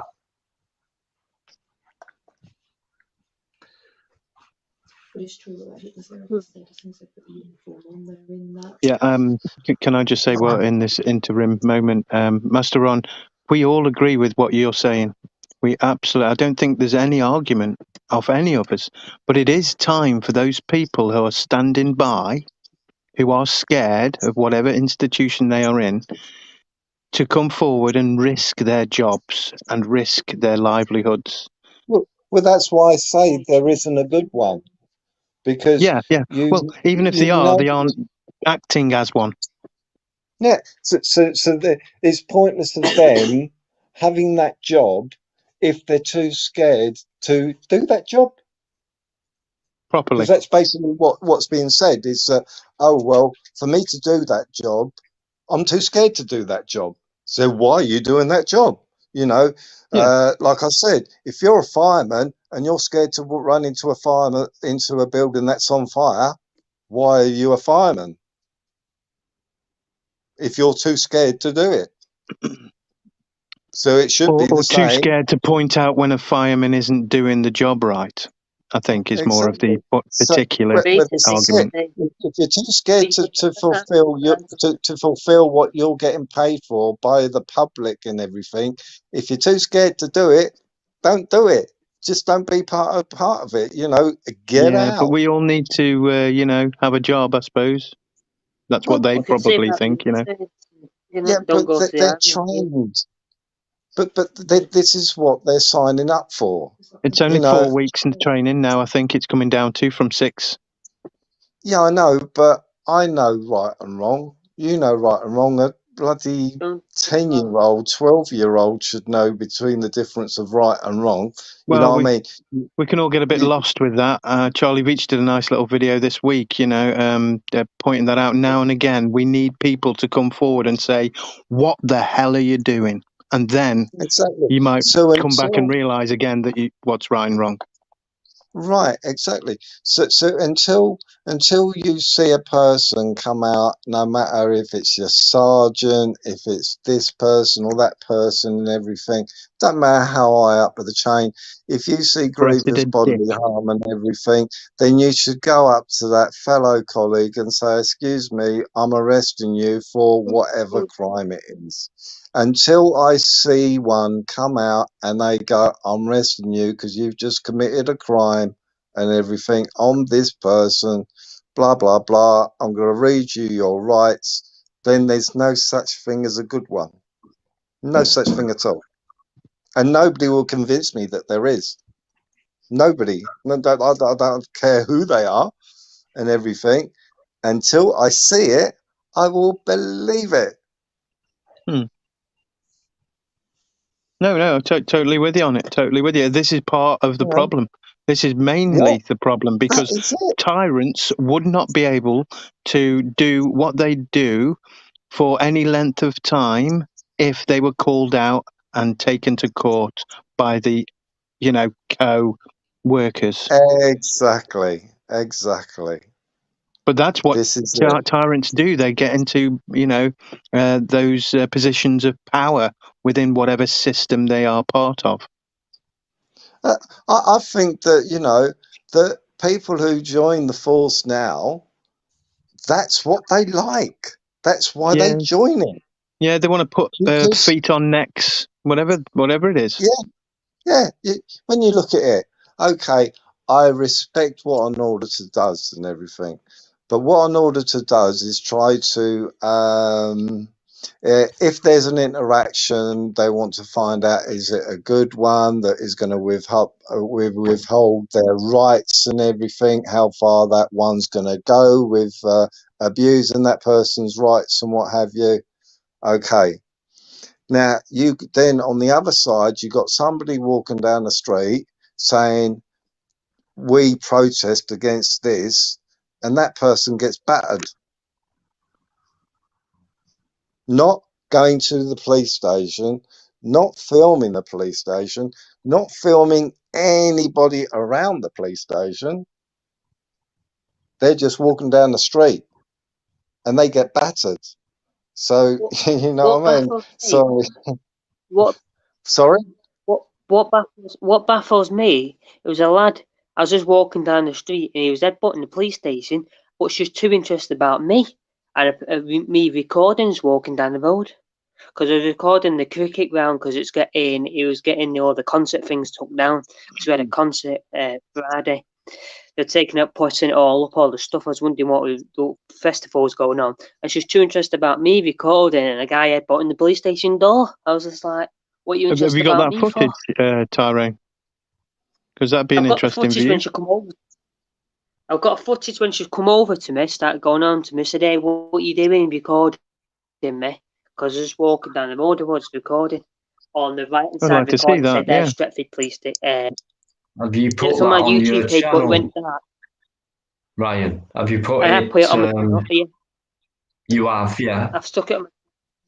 I've stuck it on. Right, But she's nice come over one. to me saying, "What you up to?" And I would like to know more information. She was saying to me. I said, "I'm doing public photography here," and she said, "Oh." She went, "Oh, I need to know some more information." I was like, "I've told you information what I'm doing." I said, and then she was asking my name and Right. stuff. And I said, "No." I said, "No, thank you. Don't need to know who I am. No, thank you. Don't need no help." She said, "Do you need any help?" I said, "I need any help. I'm walking past, recording." You know, Yeah, it's strange, isn't it? I don't think I'm subscribed to Tyrone's channel. I don't suppose somebody's got the link there. Ahmad, Leah, have Yeah. you got that? I wouldn't mind just Yeah. checking that out, and then once I've checked that out, I'll comment on it I or think something. You know, I think I stuck it in a private chat. Maybe being that, a or maybe private not. chat. It's all right. Oh, Someone will put right. it up, mate. Leah, no doubt, will find it and put that link up or whatever. But yeah, and Tyrone, Ryan's you're saying it's channel. private and we can't see it. Oh, it's in the private chat. In the private chat Private on this chat. chat. No, Yeah. it's hang on. Not in the private chat. Might be in there. I don't know. It Hang is on. in the Yeah, private there is chat. a Yeah. link there, mate. Yeah. Okay. Yeah, it's in the private chat. Yeah, there's a link In the there. chat No you're worries. in now. That's what men There were we go. talking in now. Ryan's channel. There you go. No, sorry, that one. Yeah. Right, listen, guys, I am going to end it. I'm sorry. Fascinating. It could go on all night, as you know. I'm very tired. I'm sorry about that. I've been going since 8. So, yeah, near enough. Yeah, is that what happens with the cockers? 2 different lives. It's just been a privilege. Yeah, honestly, guys, we know we can go on all night, but you know, I need to end it now.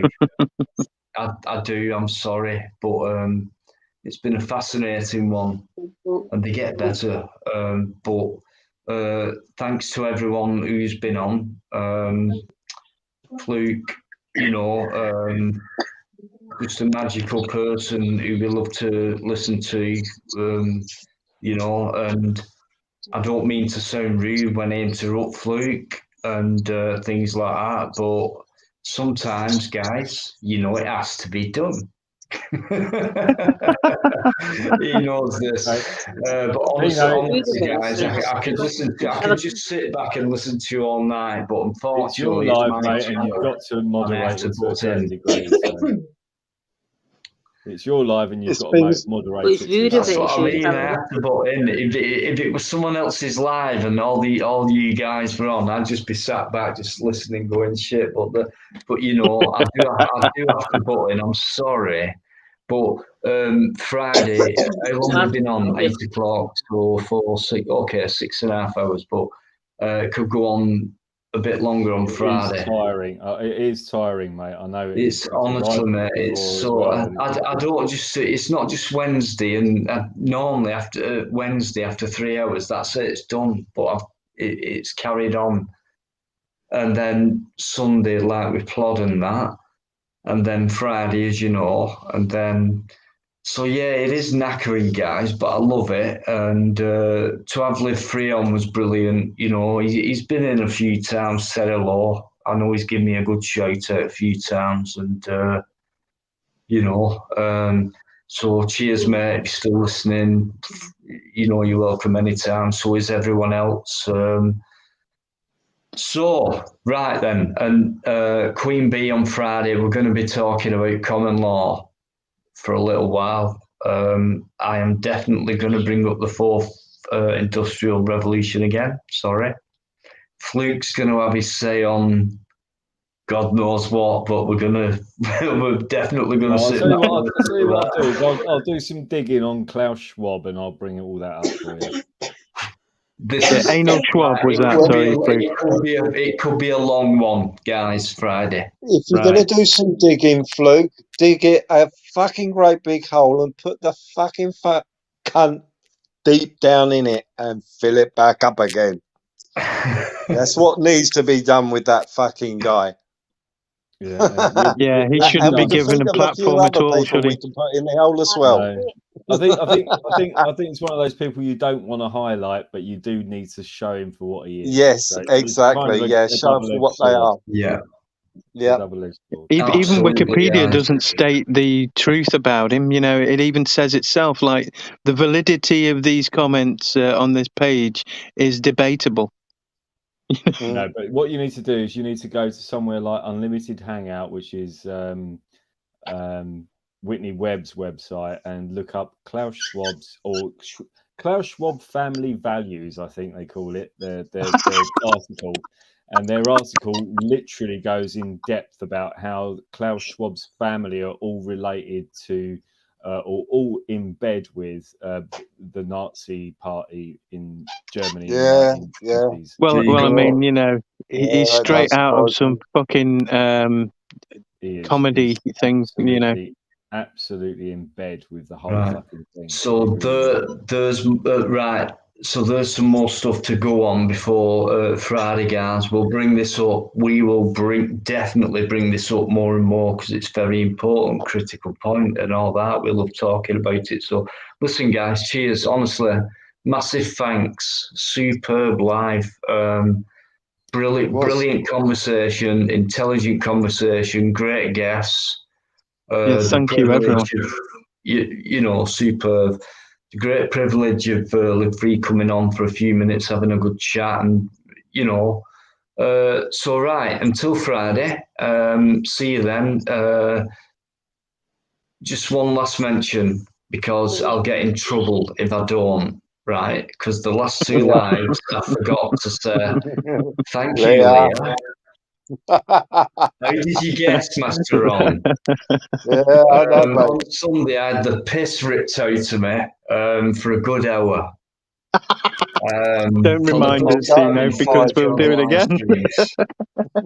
And all that was down to Leah. What's Leah Leah? Thank you, Leah. It was super. No. It was No, class. what's the Yeah. next one? Yeah. Leah says, "You will not, Dino." Pardon? She says, "You will not, Dino." What do you mean? I will not. What will I not? No, so I will not. Okay. Okay, no worries. Yeah, so, oh, wow, okay, thank you. Every time I go to finish, someone comes in with something where I have to carry on. Always give Leah the last word. Always give Leah the last word. Yeah, all right. I had to say it twice. Listen, right, I'm very busy on live streams. Fluke, help me, you know this. Sometimes I know I can't nothing. help it. You're on your own here, Dino. I'm sorry, it's not. You know I don't mean it, right? But yeah, this is it. I'm going out with this. Leah M, the magnificent Leah M.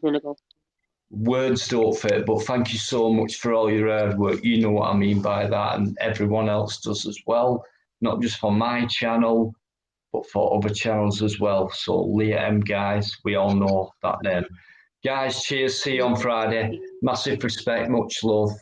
Fluke. Yeah. Thanks to everyone in the chat, and thanks to all the other panel members tonight as well. Been brilliant. Thanks to everyone. Take care, SG, Ryan. And Leah, I've made you a moderator on my channel as well. So Master Ron, live this you're week. always great company. Thanks, Master Ron. You've been Thanks for having brilliant. us on, and Leah. All I can say is everyone in this world has to do their best not to be a fuck knuckle. They're all fuck knuckles. Fuck A lot knuckle. of them. I like it. Gotta love They're all SG. fuck knuckles. SG, thanks so much, mate. Don't worry.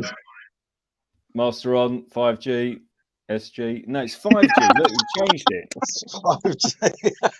You're still under the name 5G. I wonder. Right. Ryan. He gives off good vibes and good signals. We'll leave it at that. It's been a Right, pleasure. Call me everyone. 6G. Everyone, cheers. Listen, see you on Friday, right? Yep. Of course. Bye, everybody. Take care. Peace Everyone. all. Look after yourselves. Bye, mate.